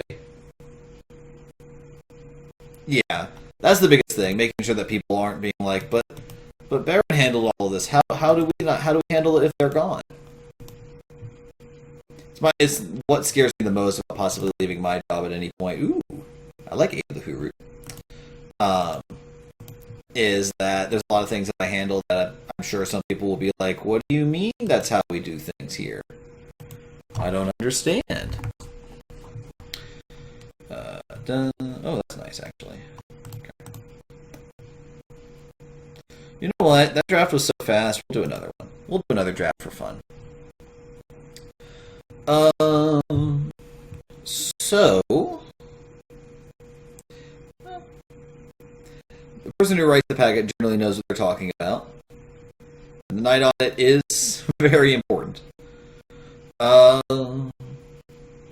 Sure. That also makes sense. So I'm interested in the Alchemist or the Grizzled Guard here. Lava Burst is also fine. Reliable Troop is also good. Spirit Frenzy Warrior is fine. I think I'm going to take the Grizzled Guard here. That way we can like end up in like Huru or something. Speaking of Huru, there's just a topple and it's premium, so we have to take it. We just have to take it. Farthest away from Collapse and Rowhammer. Well, not Rowhammer, but like we could take Rowhammer and be fine. We could take Topple and be fine. Only card I'm not taking is Meditative Trance, so I'll just take Topple. Ooh, Off-Book Officer. Cyber Hyena. Yeah, I'll just take the Officer here. Getting some good Justice cards coming our way. Now there's a Blitz Stone. Is Blitzstone better enough than Grizzled Guard? Oh yeah, premium is super nice. It's like a 200% bonus in Shift Stone. Would I rather just take like the Displacer or the Observer and then just move hard in on like stealth shenanigans? The fact that there's a lot of Justice and Primal cards here is really good. I really like that. Would I rather have Displacer or Observer? I think I'm going to take Observer. I'll find stealth units, and I think I can make this work. Well, I found another one. And I'm not taking Afflictor. Yeah, I'll just take another one. And now we just get to go hard in on any stealth units we see, like Cyber Hyena. Yeah, get in there. Yeah, Invisible Wall, get in there. I'll take the Rune here. I'll take Shield Bearer. Take Camouflage Soldier. Diplomatic Immunity. And another Shield Bearer. Alright, so what does Lita's Apprentice do? She's a 2/3 for 2. She can never be silenced, and my other cards can't be silenced either. She's a 2/3 for 2. On the other hand, I could take Treasury Guard, Workshop Tinker, or Island's Favor. Huh.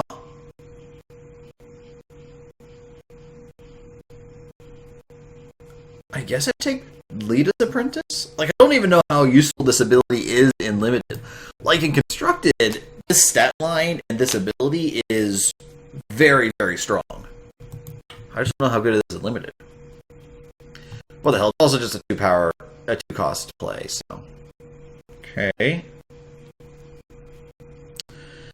Give one of your units +1/+1 this turn, plus an additional +1/+1 for each other spell.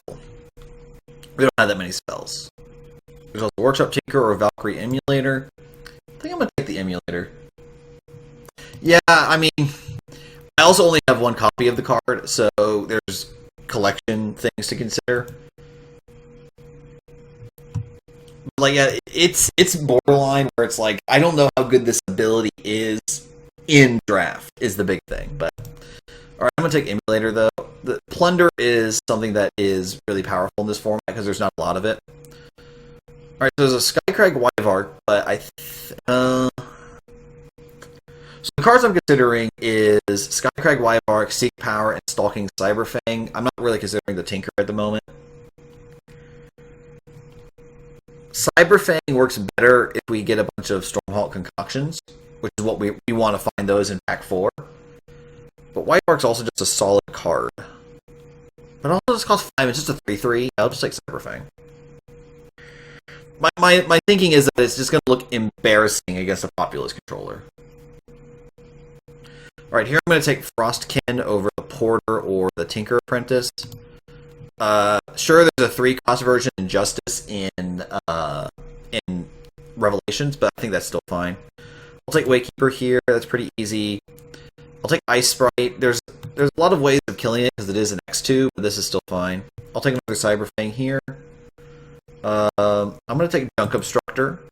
I like Plunder. This also has Berserk, which is great with Concoction. I'll take Lightning Strike. Herbalist is the better card, I guess. And then last pick Oasis Sanctuary, just like there always is. And look at that, we have another on-color rare. Challenge by Law. Kill an enemy unit, silence the rest. This is very powerful. It does cost 6, and it only kills one thing. Is the big thing. It only kills one thing, but it silences the rest of their board. I think that's good enough. Yeah, I'm definitely in the right factions. I like Minotaur Grunt more than most people who are drafting the set right now. But I think I might actually take a Porter here. Because it's a 2/1, it'll trade for X2s, and then it draws us a power. So I'll take it right now. Ooh. There's Cyberfang number 3, but I'm going to take Finest Hour number 1. Giant Growth is still a good card. Frostwave or Wisdom of the Elders. I don't have any Amplify shenanigans, so I'll take Wisdom. Ooh, Forbidden Tree. Forbidden Tree is really good. It's a 6/3 region with Berserk, and then if you ever get to Amplify it, you make them attack into it, generally. It's either that or Cobalt Acolyte, and I do want some late game stuff, so I'll take the Forbidden Tree. It also has Berserk, which is great with Stormhawk Concoction. Here I'll take another Cyberfang. I'll take a Detain. I don't think we'll play it. I'll take an Icy Gaze. We may not play it. I'll take Banner. There might be a fire card we may want to play. Rebuke is fine. Slow is cute. Alright, so we get another stealth unit for our Rooted Observers, because we get Hidden Crusader. In Constructed, you generally see this a lot. The 2/3 stat line is medium, but if it's revealed on my turn, I get to draw a card, and if it's revealed on their turn, then I get a 2/2 back. So yeah, I'm just going to take Hidden Crusader. This is technically in our faction. I don't think I want it. I really don't. There's also Tower Inspector, which I would 100% play.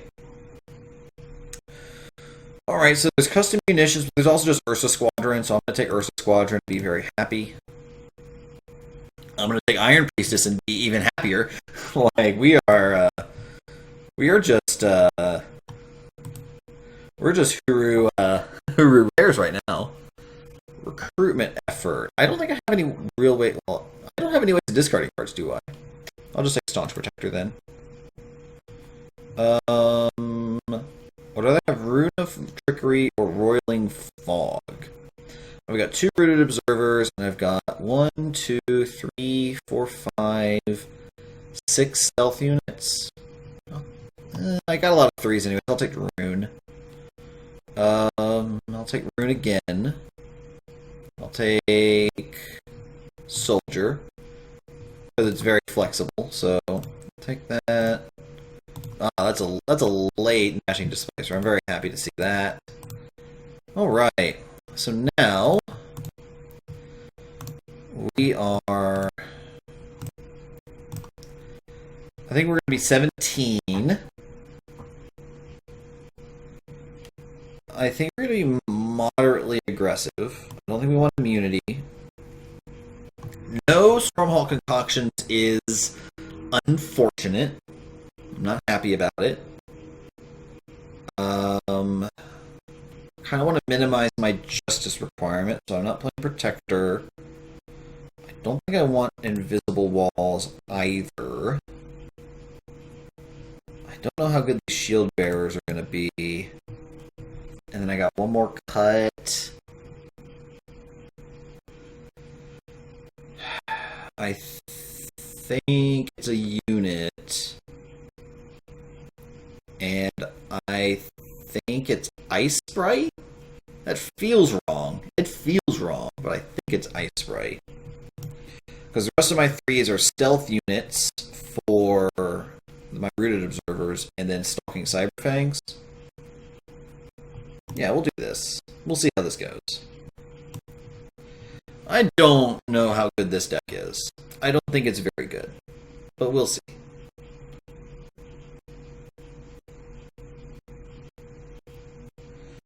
So we'll see.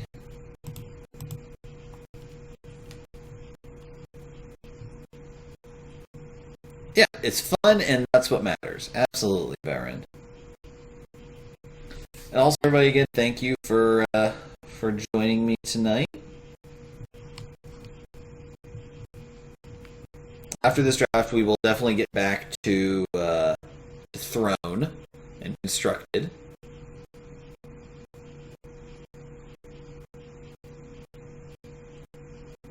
Because that was the initial impetus of this stream. Yesterday I drafted a bunch of Magic, which again, I'll put a link to the VOD again in here. For those of you who are interested and want to see Ikoria draft. We definitely had some epic drafts at the end of at the end of the night, so I encourage you to check it out. There are bookmarks and chapters in the description if you want to skip to the last two drafts. That's where all the excitement happened. But you could also just see me bumble around some early drafts and just not realize what was going on, how bad I was doing.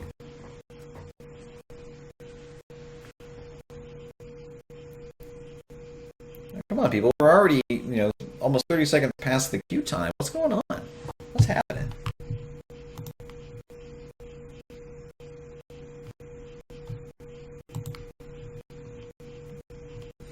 What's going on?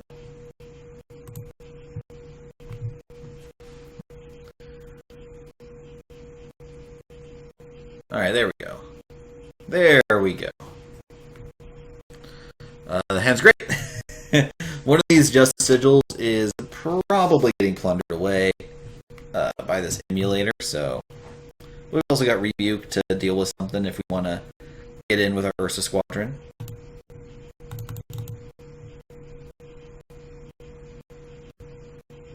I also really like this sleeve of the Christmas on the Mandrake. It's really nice. The Marius Mandrake is a card that it had no right being as good as it was. It really didn't need to be that good. Well, hello, Challenge by Law. I don't know how good you'll be, but you know what? There's a time and place for everything. So, also with us being in Huru, they're going to definitely be wary of a incoming concoction. There's a bunch of cards here that they could use that could trade with my squadron, assuming they block. So I don't know if I want to give them the option. Well, I'll give them the option if they want to trade. I'll get a Warcry off. They didn't want to block. Fantastic. So yeah, I think I'm still going to emulate this Justice Sigil away. It's a little risky, considering we're one away from this Grizzled Guard, although Gatecrash Trooper obviously helps.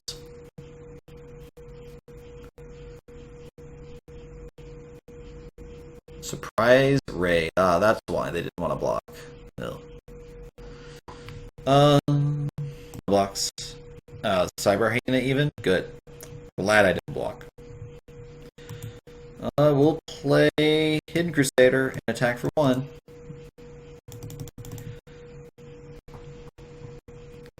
Now, if they reveal this, I get a free 2/2, which is great. No, I can take 2. I'd rather draw a card. I would rather draw a card. Oh, they have a what's his face? The big guy? Oh, Grizzled Guard. Okay. Well, now I just attack and then draw a card and did not draw a power. Debbie Drulita's Apprentice. Man, I don't know if this card might be bad. I don't know. We'll see. We'll find out.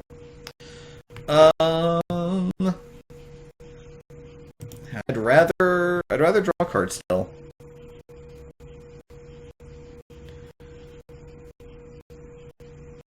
Sky Simmer, sack it immediately? No? Okay. Okay. I think I obstructor away Lita. I know it hurts, but I think we need to get her out of here. That was a funny bug. That was a real funny bug. Then I'm just gonna say go. Because I think my line now is a challenge by law, so assuming I draw power from this Wisdom of the Elders.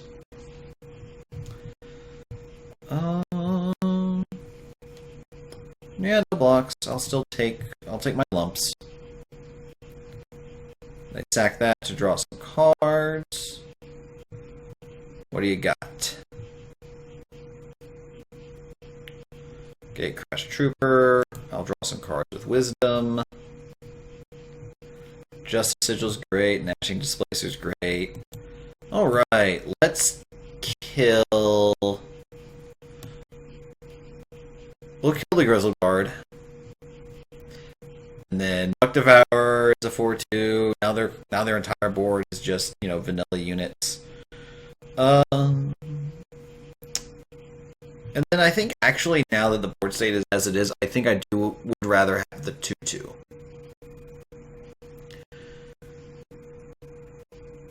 Cobalt Acolyte, give the 4/2 idiot flying.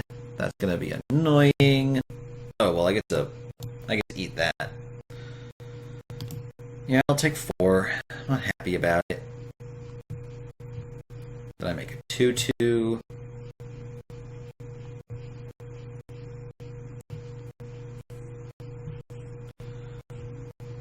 And then what's your follow-up? Jop.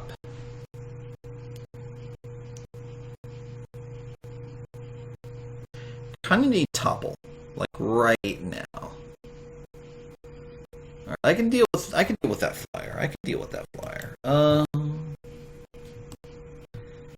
I have to play Grizzled Guard here because my line is going to hopefully involve blocking with this as well. But they might just attack with their flyers.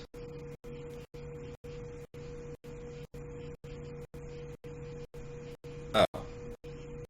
That'll do it too. Womp womp.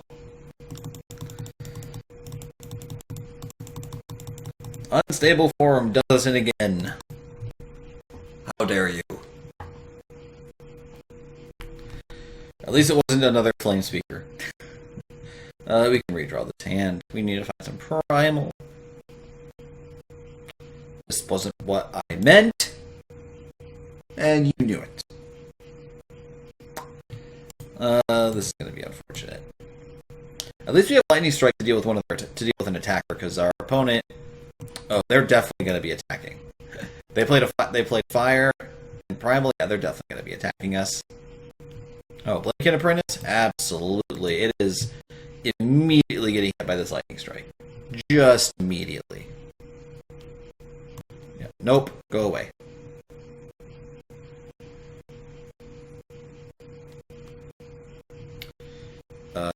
Play that, and we'll play Waykeeper. Say go. I'd like to not have to plunder away this off-book officer. But I will if I have to. Nope, take it. Shockwave Elemental, yep. Would have been bad for me. Gleaming Grenadin, sure. Oh, Houndmaster? Oh no. Oh no. Oh, we're so dead. We are uber mega dead. Like, words cannot express exactly how dead we are.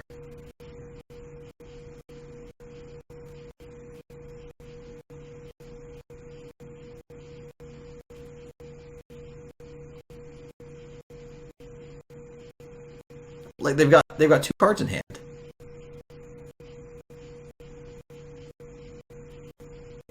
Jesus. Block that thing and then take a bajillion. Justice off the top? Lightning Strike doesn't help me. Why?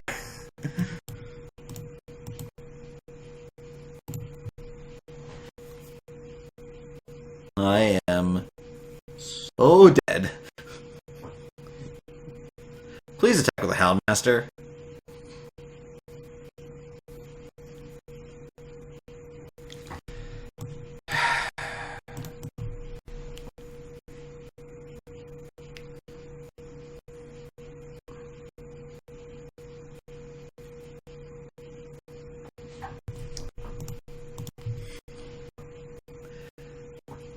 The Agile Houndmaster is a card. It is. Oh god.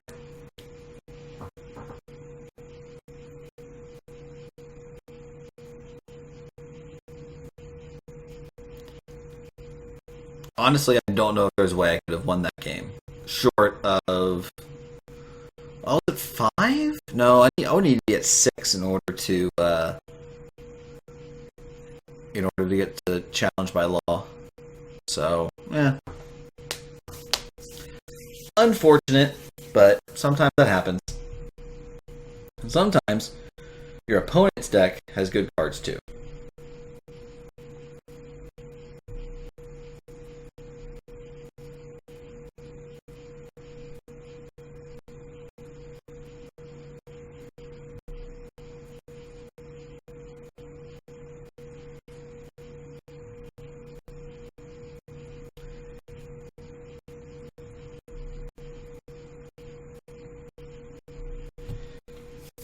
Alright.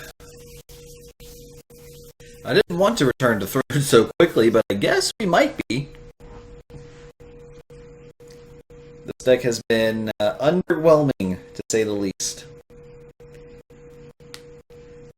Excuse me.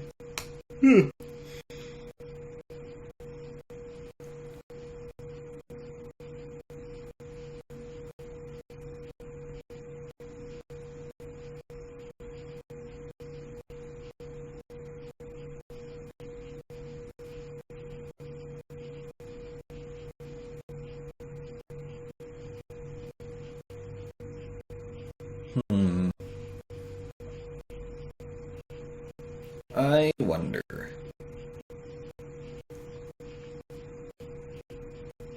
I mean, we also all get to 6 in that last game, so I don't think that was going to change much for us either. But, you never know.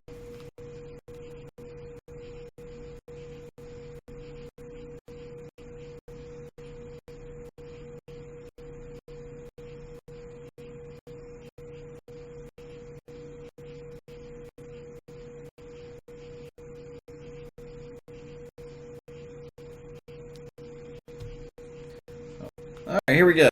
Game 3. Already in the O2 bracket. I will keep this hand. I will definitely keep this hand. I might go ahead and do challenge by law. Pardon me. I swear I got enough sleep last night. It's only 8:30. Yeah, I'm just gonna go ahead and nuke this. That way we can get double justice for if we draw our, yeah, it's only 8:30 already. I'm not that... Oh! Look at this value by our opponent playing a free 2-1. I'll just play Iron Priestess and say go.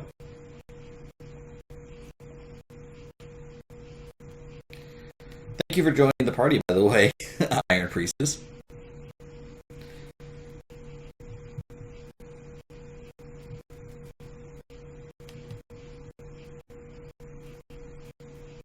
I mean, I could just trade here, and then I get to make a 3/4 flyer. I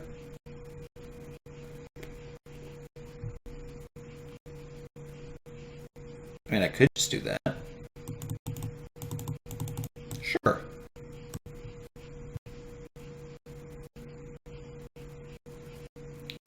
That's fine, I think.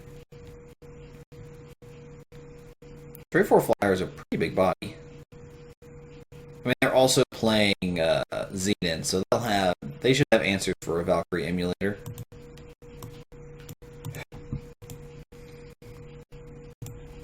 Alright, we're gonna take a little bit of beats from the Cell Sword, but then we get a Lightning Strike something, maybe, hopefully.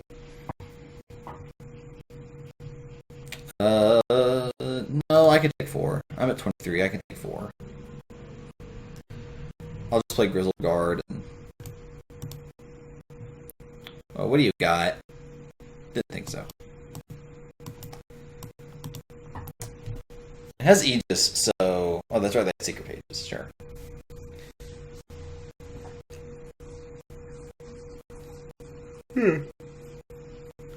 But it'll be hard for them to get through it. Ransack, stop stealing my cars! No! My Cyberfang! How dare you? How could you? I thought we were friends.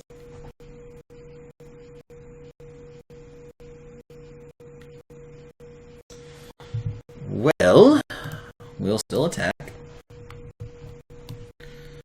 I'll play like I'm afraid of it, and then I'll just play Rooted Observer. I got a couple stealth units that'll turn it on, so... And I would like it being a 4-3.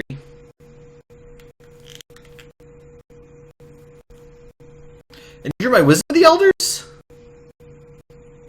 Why? Why do you hate me?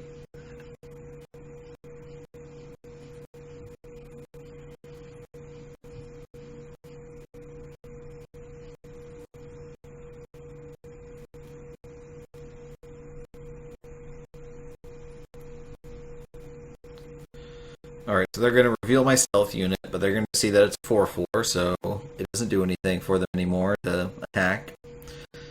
Well, I'm not going to play this Rune of Trickery, because I think my line is going to be to Lightning Strike my Cyberfang, aka their Cyberfang.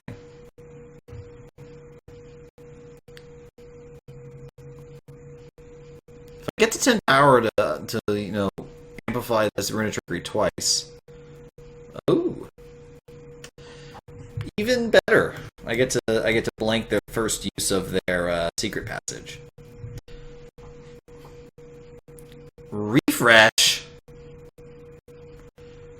How rude. Jesus, and now the thing's just gonna be hell. I'm gonna have to use this Rune of Trickery to stop my own Cyberfang from just beating the crap out of me.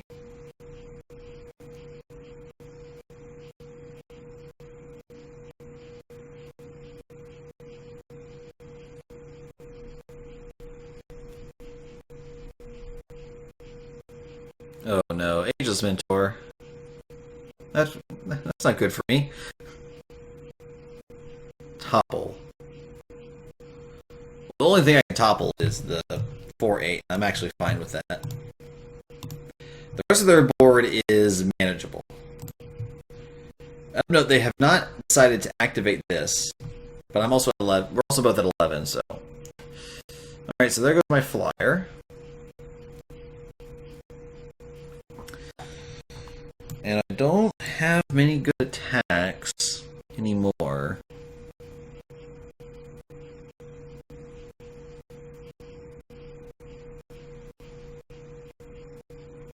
Yeah, our opponent is being mega rude.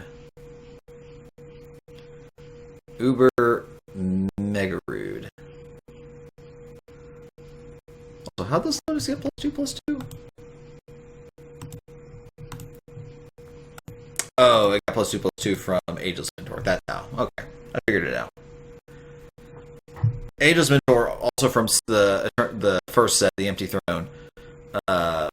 Giving hand buff, really good. Really, really good. Plus it's on 3, and then you just go like fatty, fatty, fatty, and like guarantee this thing has the +2/+2 buff. I don't think I can wait. Alright, well, let's just Muck Devour.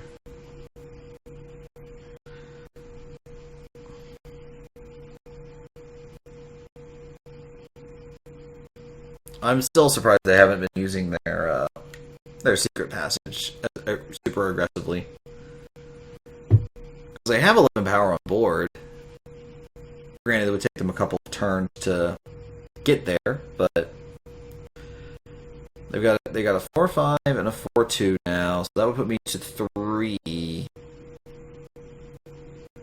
I think they should probably be using that, unless there's other things they want to do.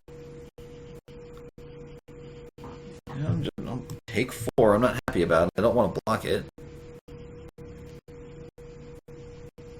Or I'd rather not block it, I should say. then this was the game that of all the games, well, I wasn't going to draw it until this turn anyways. Of all the games to plunder away Rule of Law, or Challenge by Law, of all the games, the one game where it would have been an amazing out for us. And if I would have instead plundered away a Sigil to draw an extra card, so I would have drawn it a turn earlier, but still, not good enough. Let's go back to Throne, and I think we're gonna play. Let's play the Combray aggro deck. So this we played against this deck, before these drafts, and it's just an aggro deck. It's just a straightforward Combray aggro deck. You're mostly Justice for the really powerful Justice cards like Tara. She gives one of your other units Warcry 2, and then when it dies, you double her power, her strength and health, and then she gets Warcry 4.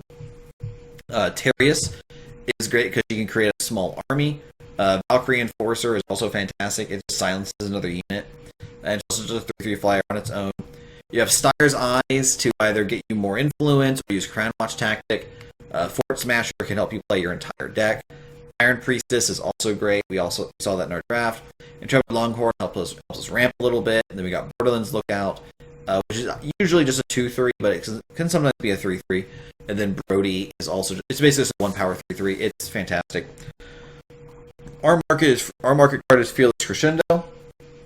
So we give one of our units fly, make it fly over their blockers, and then our market is 3.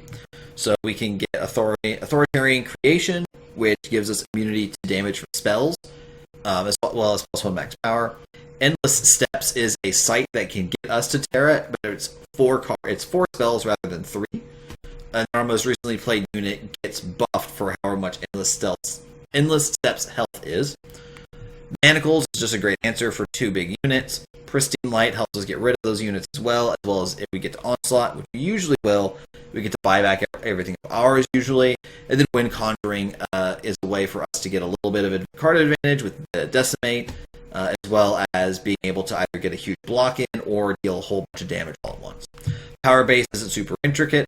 It's a bunch of multi-faction Combray powers, as well as 1 Rune of Law, 1 Time Sigil, and a bunch of Justice, because we are heavily Justice. Stand Together is our Sweeper protection. Devil's Insight is a pump spell that also kills relics. And then Finest Hour is just Finest Hour. So we're going to go ahead and... Oh, no, I accidentally queued up with Slinging It. We're going to queue up with Combray Aggro. It's not my preferred style of aggro. I like my aggro decks to have a little bit of reach. Like Sky Crag with Torch and such is a little bit more in my wheelhouse as far as preferred aggro styles, but this is also just going to be fine. I played a couple of games with it. This hand's pretty good, and it does its job. On our turn, we're going to get this, or on our second turn, we're going to Styre's Eyes, probably pitching this Time Sigil to Lingering Influence. Alright, so they're Mono Justice, or Mono Shadows, my assumption, since they played Shadow Symbol.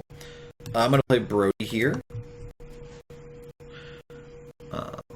Brody was a fantastic draw. It kind of requires an answer, but they have one. They have Suffocate.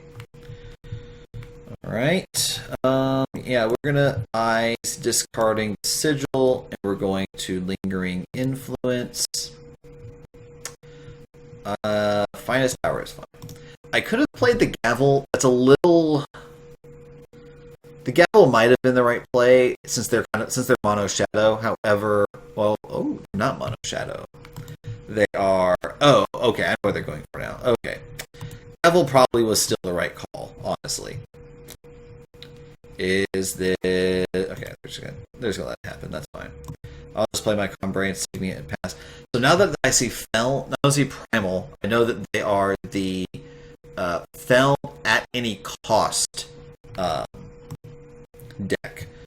What that deck is trying to do is it's trying to play at any cost, which is a 3-cost 4 Shadow Influence fast spell with Decay and Lifesteal that says deal 3 damage to anything. And then, if you have 12 Shadow Influence, instead, you deal 12. So what the deck is trying to do is it's trying to ramp up to 12 Shadow Influence and then play at any cost. And then it also plays spells like, I forget the name of it. It's a 5-cost Primal. You pick up 2 spells that deal damage from your Void, and you can Decimate to give them double damage. So that way you not only have a deal 12 in your hand for 3 power, but you have a deal 24 for 3 power in your hand. So that's what this deck is going to be trying to do.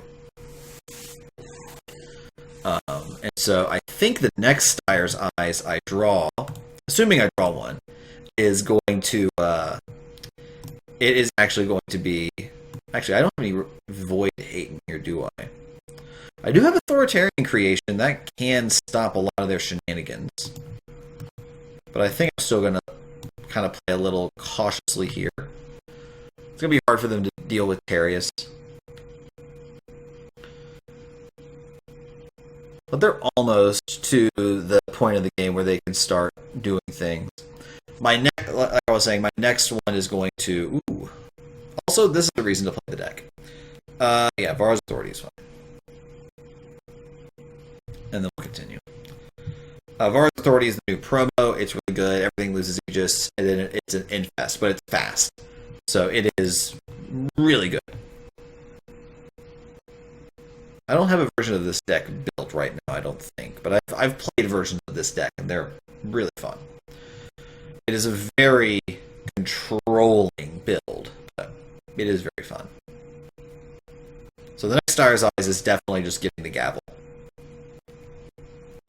Just 100% getting the gavel.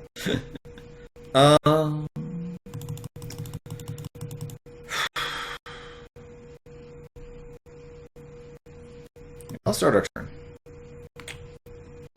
Let's attack.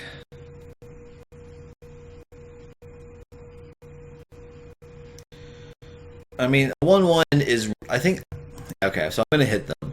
So this Awakened, I think, is just going to go into, is going to be swapped out for Fearless Crescendo as I play another one. They'll also have effects like Hailstorm. Yeah, Fast 6 is just go brrr.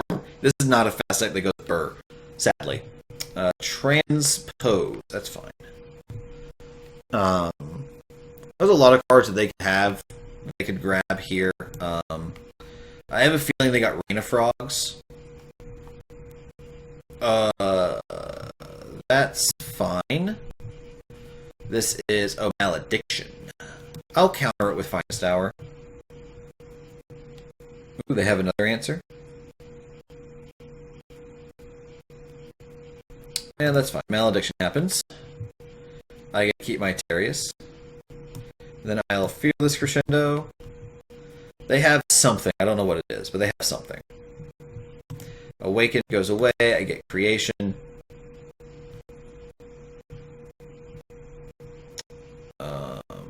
Play Banner. Play Creation. And now they need a way to get rid of my weapon that is not spell damage. And unfortunately, I think most of their deck is spell damage.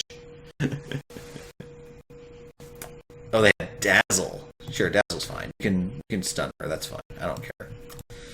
I don't care that much. I've got Stand Together to counter your next sweeper effect. Forbidden Research. Here's another way for them to get up to that 12 Shadow Influence. They get a draw 3, discard 2. So they're card neutral, but they get a lot of card selection, and then they get to add two more Shadow Influence in this case. This was printed in Argent Depths, which had a really heavy influence theme. That was the same set that the Kenna that I played in the earlier Sling deck came from, as well as the Roland that we played against as well. Yep, those cards don't really do anything here. And now they're at 12. So now they're at any costs are live. However, I don't think they... However, they need a way to now kill me because my Authoritarian Creation is just going to keep beating them over the head. This Valkyrie Enforcer also doesn't do anything at the moment, but we'll see. And also, they already marketed for Malediction, and it looks like their other sweeper slot is Vara's Authority. So they'll need like double authority. Honor of Claws. Oh, they like our style? That's nice. That's good to know. So they play 4 Honor Claws, because they also discard cards. So, yep. See, at any cost, upon this card, deal 12 damage with Decay and Lifesteal. Decay is just Wither for people in Magic. But now, thanks to Authoritarian Creation, it does nothing. Absolutely nothing. So I don't know how they're going to get rid of this. I really don't. It's a mystery to everybody. Oh. Hello, Tara. Tara, let's give Fort Smasher Warcry 2. It is the most likely to die. And now, if it dies, Tara becomes a 6/6 with Warcry 2. That said, I still have Stand Together in hand. Yep. Yeah, at any cost does nothing. Does nothing. So, I think we had the one card counter in our market. Alright, so now we're gonna draw 1/1. Oh, we get to play another Tara? Perfect. This Tara is gonna give this Tara Warcry 2. And then we also draw a custom Rail Driver, which is gonna be great, and then I get to hit them for 1. And then just go. I have no reason to play anything because I want to leave up Annihilate. Yep, Annihilate kills that one. I'll Stand Together. I'll just put it on the table and be like, you really don't have a shot. Yep, and that was enough. That was enough. And like I said, this deck is essentially how do I explain it? It plays like a blue-white deck in Magic, where I'm just going to play some things, and then eventually they're going to get there. And I'll have some interaction, but I don't really play counterspells is the big thing. Thankfully, we had Authoritarian Creation, which just completely blanked their entire strategy. So we're going to lead on Brody here. Actually, there's Skycrack? Oh, they could be Sling. Yeah, I'm going to lead on Brody. Brody attacks for more than Lookout does. I'm doing this based on the assumption that they are a Sling deck. Attack for 3. They have a Transpose? Yeah, they have a Transpose. Okay. So Transpose is awkward.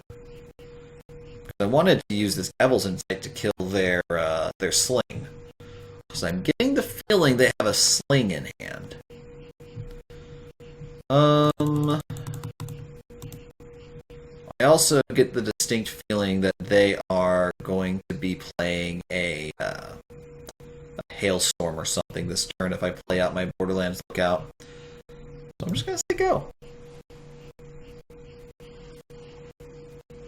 Crest, sure. So not Sling. Well, they're not slinging this turn. This deck is 100% Sling. Permafrost. That's not what I wanted you to have. Alright, that's fine. Yeah, we'll start our turn.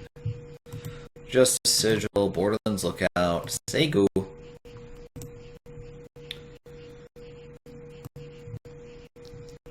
So, play Seat into Strategize, that's fine.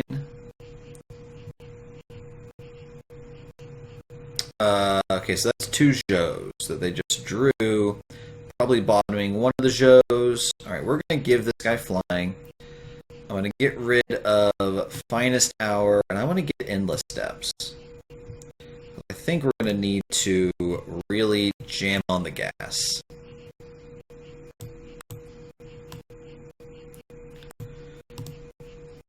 It's a 5/6, so they would need to sling and play a unit in the same turn to kill it, which I don't think is in the cards. Oh, they had another Permafrost? Well, okay, that's awkward. That's awkward. It's a Treasure Trove, that's fine.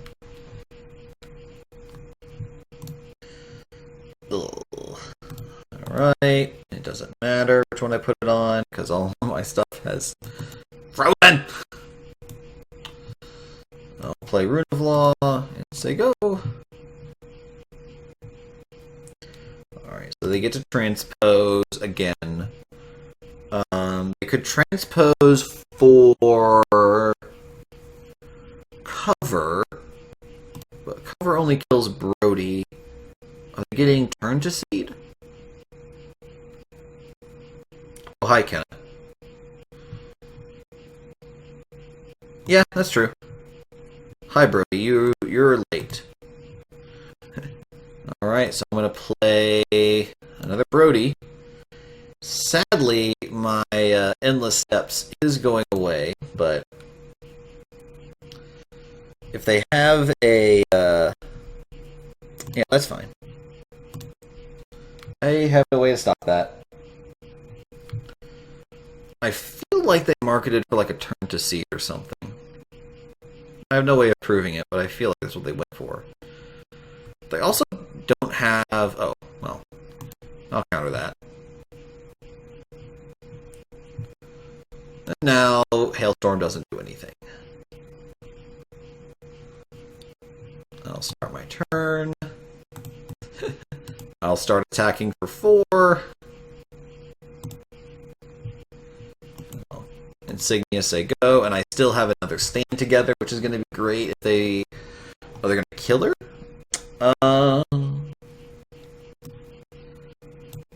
I'll just Insight. That way I survive. I can't stand together and kill Kenna, so... oh, they're going to cover again, but I have stand together, so... now, I'm out of tricks. I am officially out of tricks. They're out of power. So... I'm gonna keep crunching in.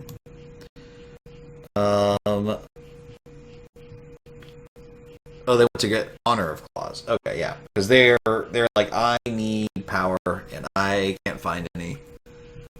They're looking at my board of like Borderlands Lookout, Brody under Permafrost, and another Brody who's just being like, oh no, I'm still here. I'm still gonna beat you to death. Discard that. I attack for 5. You have another transpose. I'm going to play Fort Smasher. I have effectively 2 lethal threats, but unless, like, I think they transpose... oh, they don't.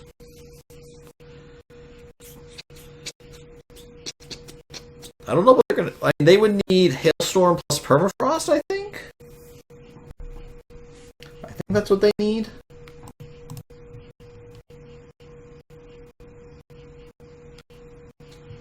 I think that's what they need. But they have a lot of options in hand. And they're just going to play Rost. Oh, Rost ain't good enough.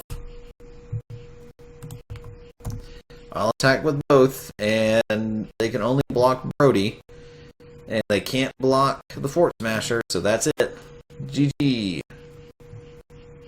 Whew, that was close. I think if they had been hitting their power reliably, we would not have, we wouldn't have won that game. I mean, also the fact that we drew our 2 stand-togethers was also really nice. Excuse me. This hand's fine. This is just, I mean, we have 1-drops. We really don't want to play our 1-drops too early anyways. I think we're going to lead on Longhorn into Fort Smasher. But we'll see. Oh, Faceless one. Alright. I think this might be the... This is either Mono Shadow, or it's the discard deck. I'll play Longhorn and say go. Longhorn can block with the 2/1. It dies to Suffocate.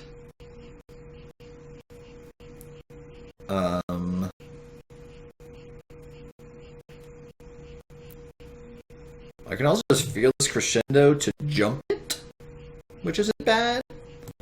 No, I'll take 2. That's fine.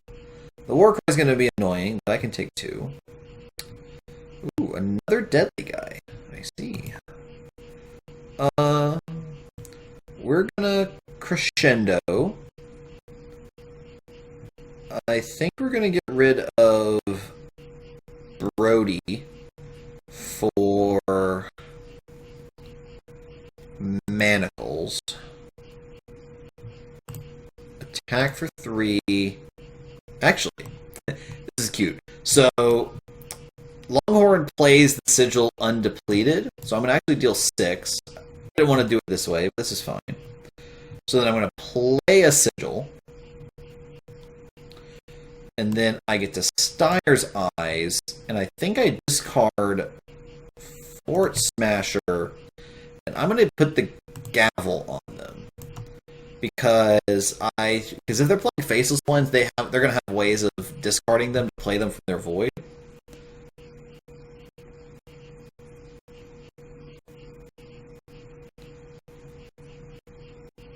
So let's see what they've got going on. I will trade here. Also, by the Corendon Steward got +2/+2 because of oh. Yeah, no, Vara can be big. I don't care about that. I have Manacles.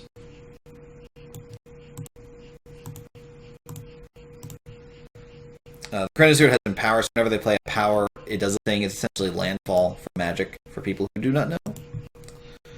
Alright, next turn, the plan is to Tara. So, Avenger of Makar, they're going to make the 2/2? Or not? Okay, yeah, they're going to make the 2/2.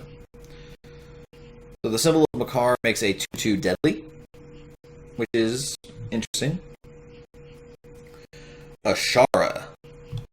Well, that was a card I didn't expect to see. I'll be frank with you. So, Ashara is a card that is quick draw deadly. So, it doesn't matter what you block with her. It's going to die. Also, wait. How'd they get to 5? Oh, that's right. They had played the symbol. That's how. I remember now. And they played Death Elemental into Pony Snatcher. Pony Snatcher, how dare you? How could you do this to me?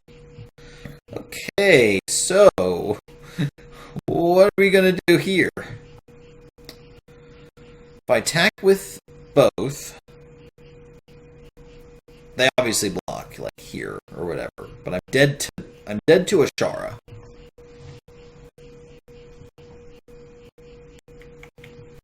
Then if they hit me with Pony Snatcher, they steal a card from my market, which I don't care about right now. Cry is close. I'm close to crying. Crying is close to what I'm going to do. But what I think I'm actually going to do is say go. They attack with everything. So I block here. Tara becomes a 6/6, and then that's only 11. Yeah, we'll just say go. We'll see what they do. I was not expecting Ashara the Deadshot to pop up. There are more constructed playable versions of Ashara that exist. So I think these are my blocks.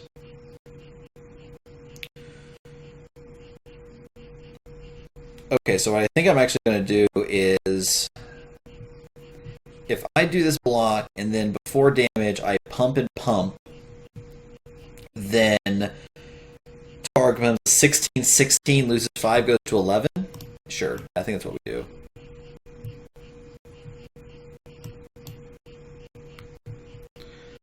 Do this. Damage happens. I go to 2. Tara goes up to 16, then drops down to 5, or drops down by 5 to 11. Oh no, they have another one! I was not expecting Deadly Tribal to to do us in, but so it was. So it was. Was not anticipating. The combat step is irrelevant because I'm going to win it every time to be the deck du jour there.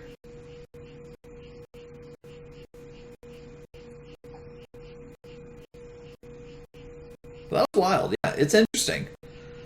There is a card in Argenport that is like a lifesteal lord, essentially. This is great, by the way. But I don't think there's a deadly lord. Like, the closest thing to like a super mega deadly payoff is the Last Word, which is a 9-cost triple shadow relic. That's a 1/1 relic weapon with quick draw and deadly, with an ultimate of pay 10 or pay 9, and then it's deadly to players. Okay. I'm gonna play Intrepid Longhorn because I would like more power, and if I get to block, then I'm halfway to its mastery. Oh, but they just have Torch. That's fine. Good thing my entire hand costs 3, and the one uncastable card, yeah, they're just going to discard that. That's fine. I also gained 2, so, well, the second verse is going to be the same as the first. Shakedown has not seen a lot of play. When it first got previewed, a lot of the Magic players were like, oh, it's Inquisition of Kozilek. And it kind of is Inquisition of Kozilek because because of the discard cost, but the fact that it's Nightfall and it draws your opponent a card first and then you a card makes it significantly less good. Exploit is the first one of these type of effects that's actually been very good and very playable. Not just because, like, sure it costs 2, but the ability to plunder is really powerful. Whereas Nightfall is powerful, except it's symmetrical, which makes it a little worse.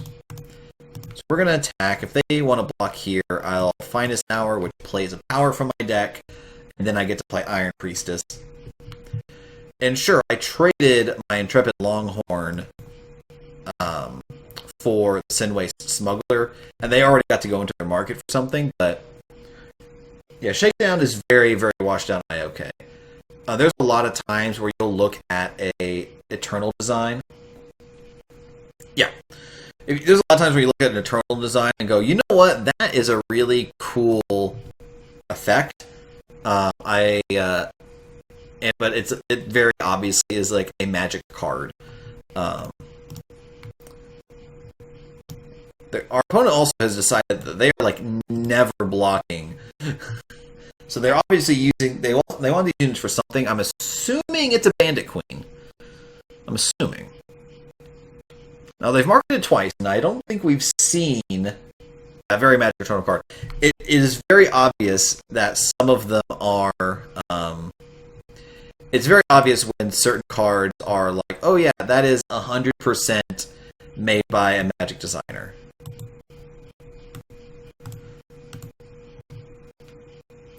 So once again, the Sinway Smuggler is going to do its job in the fact that this Terius is going to, die. But I do get to play a 1/1 Awakened Valor, so. Well, now this thing is going to die to Auto Tread, but I'm also okay with that. I remember there's a lot of times where you look at a Magic card and go, huh, or an Eternal card and go, huh, I think that's a Magic card. Ooh, that's what's going on. They're playing like Prowling Amarok, except they can't find their Primal Influence. Alright, so they come on a Trundling in. Open Contract. Ooh. Open Contract is cool. It is Open Contract only kills small units, but then it reduces the cost of all the other units in the owner's deck by 1. Alright, so I'm going to play Iron Priestess. I am going to make her a 4/4. I'm going to play this Seat in Seiko. And they can, like, double ping this, turn this into a 4/4 and attack, but I just don't care. The burglar. Well, hello, Tara. Let's buff up my Iron Priestess. Sadly, the Iron Priestess's weapon does not carry over its battle skills. I think it'd be really good if it did that. I wish it did, but with all the other discard cards and Revelations that got nerfed, I'm actually okay with that one being nerfed. So now our opponent is incentivized to try to kill this Tara. We've also seen both their marker cards. One was the Strange Burglar, which they can exhaust it to draw 3 cards and take 3 damage, but they're at only at 11, and that's losing a unit and having an exhausted unit is a big cost, but drawing 3 cards is usually good enough. Yeah, I do think it would be too overpowered. Like, you give this Deadly, or you give this Revenge, and then suddenly you're just doing things that shouldn't be done. I also keep thinking this thing costs 5 because it's a 5/4, and it actually just costs 4. Another smuggler. Go back into the market, see what they can find. We'll start our turn. Another Tara. We'll do the same trick we did last time. Give the other Tara the bonus, and then that way, if they kill Iron Priestess, then this becomes a 6/6, but if they block this becomes a 10/10. Our opponent is way behind the 8 ball, and if they choose not to block, they're just dead to Finest Tower. Yep, this is fine. So now Tara becomes a 10/10 with Warcry 4. Now, being mono faction makes it really easy for her to die in Shadow because of Annihilate. Oh, they have Madness. And then they're going to sacrifice it. Cute! That's cute. However, I'm still at 22, going to 12. It's always fun when you're like, why is Active Treason being played? Start the turn. We'll still attack, however, they have to block. They are forced to. And then here's a 2-cost 7/7. Okay, they've also drawn 6 cards with this burglar, so they should have things to play, and maybe removal spells even.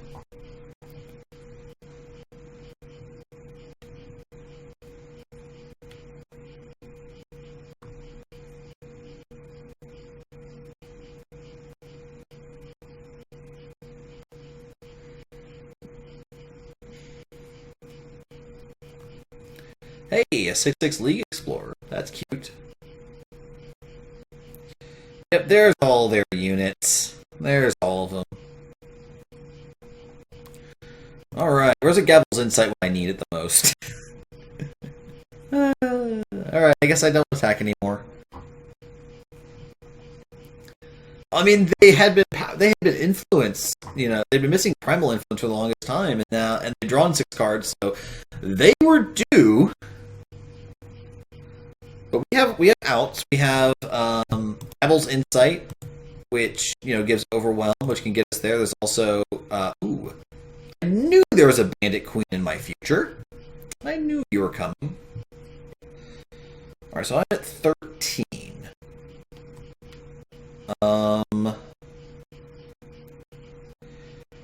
Is there a way for me to block and keep both my units? I don't know. Alright, so I'm at 11. Oh, and they're gonna get empty. So I need to operate as though I'm at 10. So I can only take 9? Oh, there's no way I can only take 9.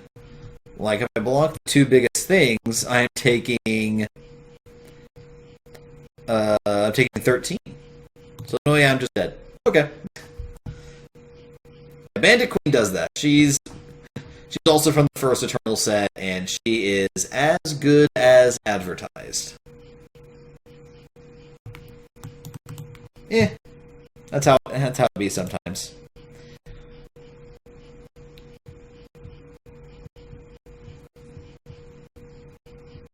Bandit Queen does it again. This hand's bad. Like, Fearless Crescendo was another out that we had in that game that we just never found, so this hand's great. I even get to go 1 drop, 2 drop, 3 drop. Oh, it's magnificent. It's just beautiful. I think we're against Sling again, too. Sadly, actually, no, Gavel's actually pretty good against Sling, now that I think about it. I might just Styre's Eyes and give them the Gavel. Assuming they don't get face Aegis or hold up power this turn. Obviously, right now, I think they're trying to figure out if they... Well, we need to play around Hailstorm is the big thing. I'd love to play Tara here, get a Warcry 2 off, but she's just going to die to Permafrost. Well, now, this feels like a transpose.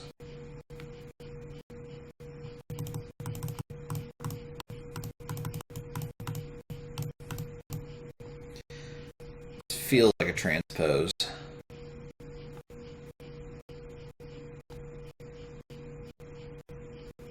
Unless it's something else that I'm not considering. But I'm very confident that they're about to transpose, or at least that's what they're holding up. So then do I just Styre's Eyes for the lingering influence? I guess so.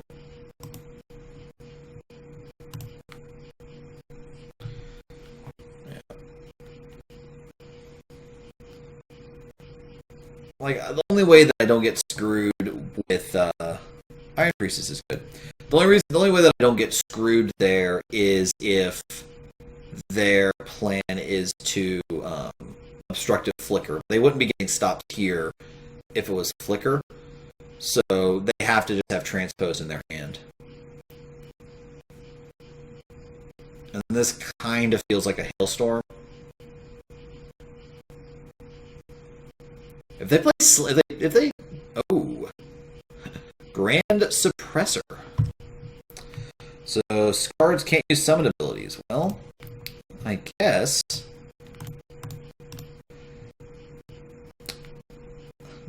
So now I know exactly what our opponent is doing. So there is in the deck, and they're probably gonna play this turn too. There is a 2-cost 8/8 flyer with a big downside where you have to sacrifice 8 strength in units, or sacrifice it, that they are planning on playing after this. And that's 100% what's going on. I guarantee you they're planning on playing that 8/8 right now, and that's going to kind of dominate the board for the most part. Yep. Meet Bellax. 2-cost 8/8. That the Grand Suppressor just said, you know what? I don't think you should use that ability. And now I'm gonna give. Oh, that's right. Grand Suppressor doesn't do anything there. Womp womp. That's fine. I'll still just attack with my Iron Priestess.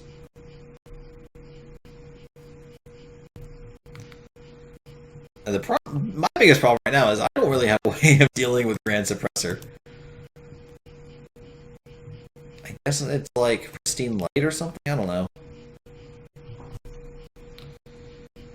I think we're being goozled pretty harshly here.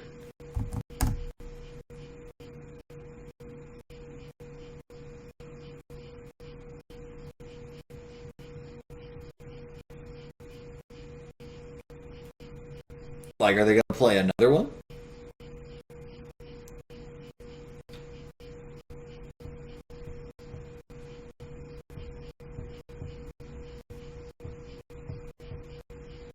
Snowball.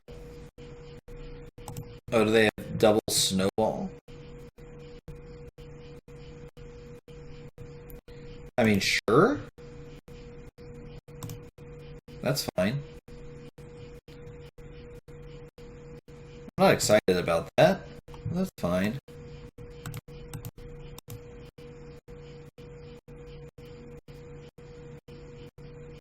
I will also attack for 8.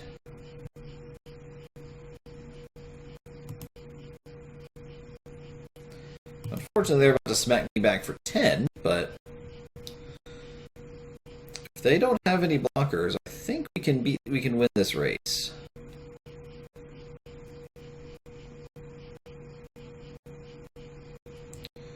Alright, so they transpose for a 4. What 4 are they getting?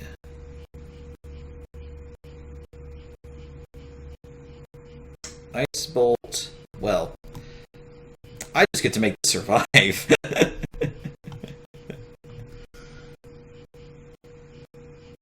Thank you for the free power.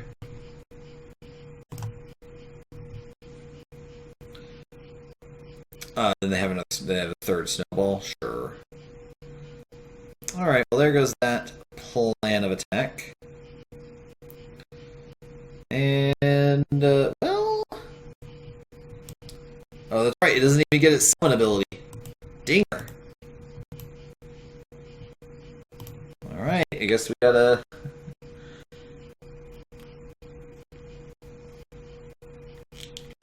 Gotta hope and pray. Yeah, you can Honor of Claws, that's fine.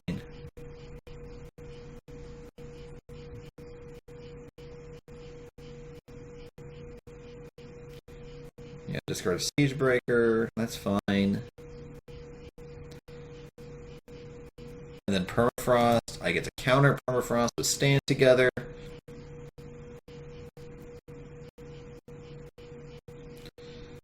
Still have to block.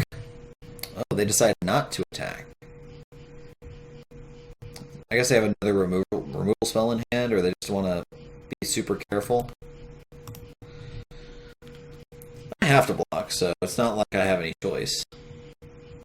If they have a Cover from the Storm or a Hailstorm, then we're just really dead.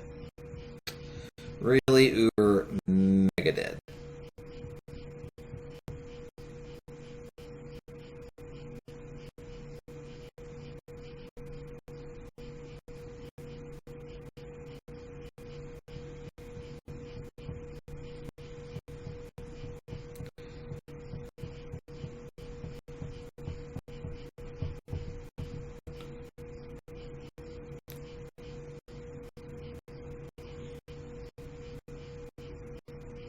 I'm very confused. I am really confused. Why didn't they permafrost the Styre's eyes and kill me? Like, I just don't understand what they're doing. I guess they're playing around like... I don't know. I don't even know what they're playing around. Like, here it makes sense what they're doing. But at the same time, like, they should be doing other things.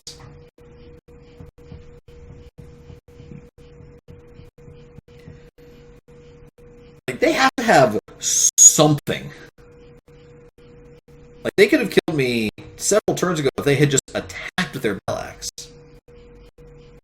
Alright, there's a Jotun Hurler. Sure. Alright, well...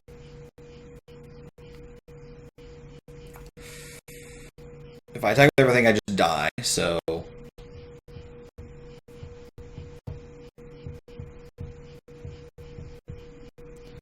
just so confused. I just want this game to end. Alright, well, I will counter your deal 6. Because I kind of have to.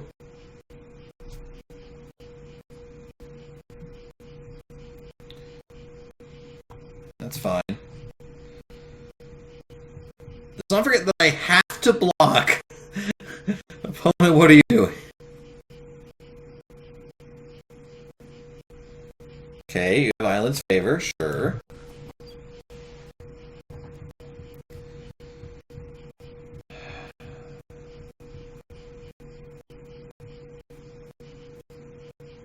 I think our opponent is playing like super tentatively.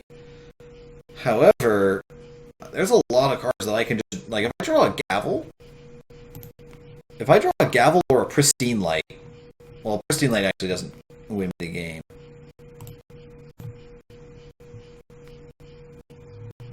Well, unfortunately, Valkyrie Enforcer doesn't do its silence thing, but it's also another flyer, so I can block again.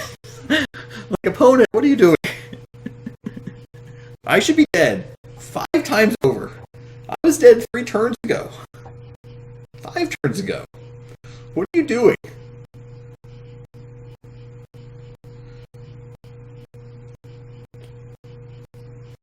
I have to use this finest hour to save my unit from dying, otherwise I lose. Like, and Erica will 100% kill me. I played her off of Inferno Den. I guess. Alright, sure. Transpose away.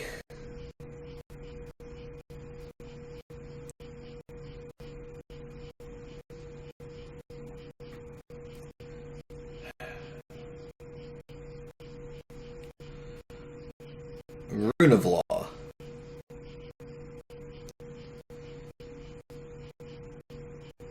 They couldn't have. They probably didn't see the line, but it still doesn't make sense. Where like, sure, I have a couple of cards in hand, but you permafrost this over this, and then you could just kill me with Bellax. Like, I want to say go and see if they misplay, because the only way that I'm winning this game is if they misplay.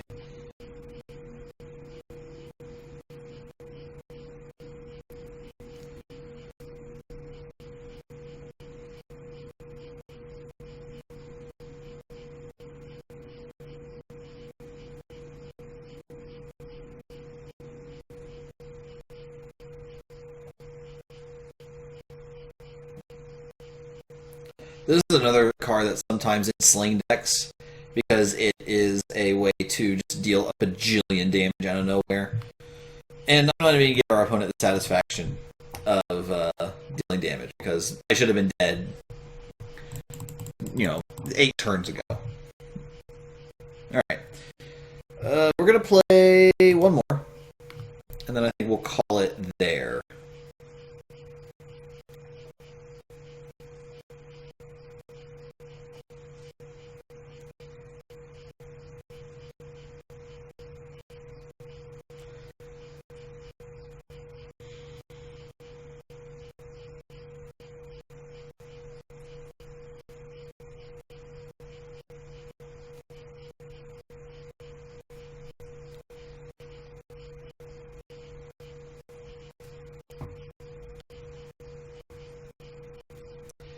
Alright, last one of the night. This hand is awful. This hand is not much better, but I'm going to keep it.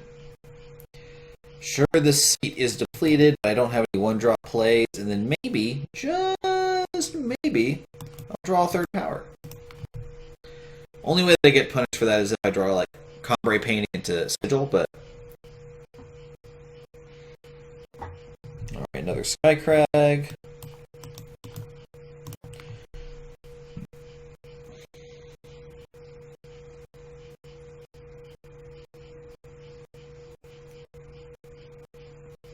Oh, beautiful.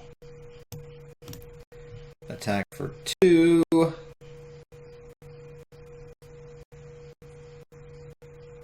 Our opponent could have like a Seer or a Lightning Strike. I'm just going to play Valkyrie Enforcer as a 3-power 3/3 flyer. Sure, I kind of run into Harsh Rule, but at the same time I'm okay with that because I'll draw the weapon off of Iron Priestess. Big thing about Valkyrie Enforcer, it is a May. Sling of the Chi. Opponent, I have bad news for you.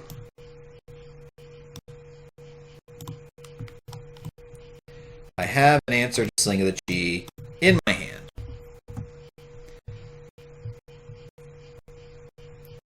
I hope you weren't relying on that. There's a reason that I very rarely play a unprotected Sling of the Chi in Constructed, or in any of this.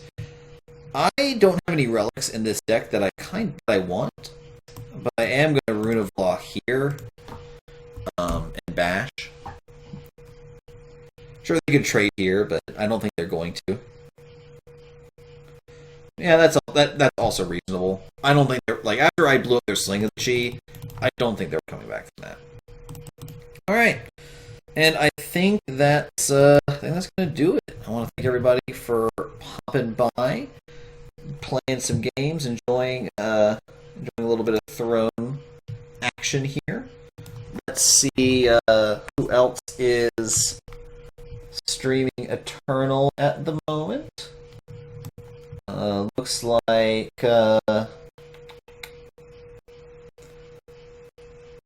we have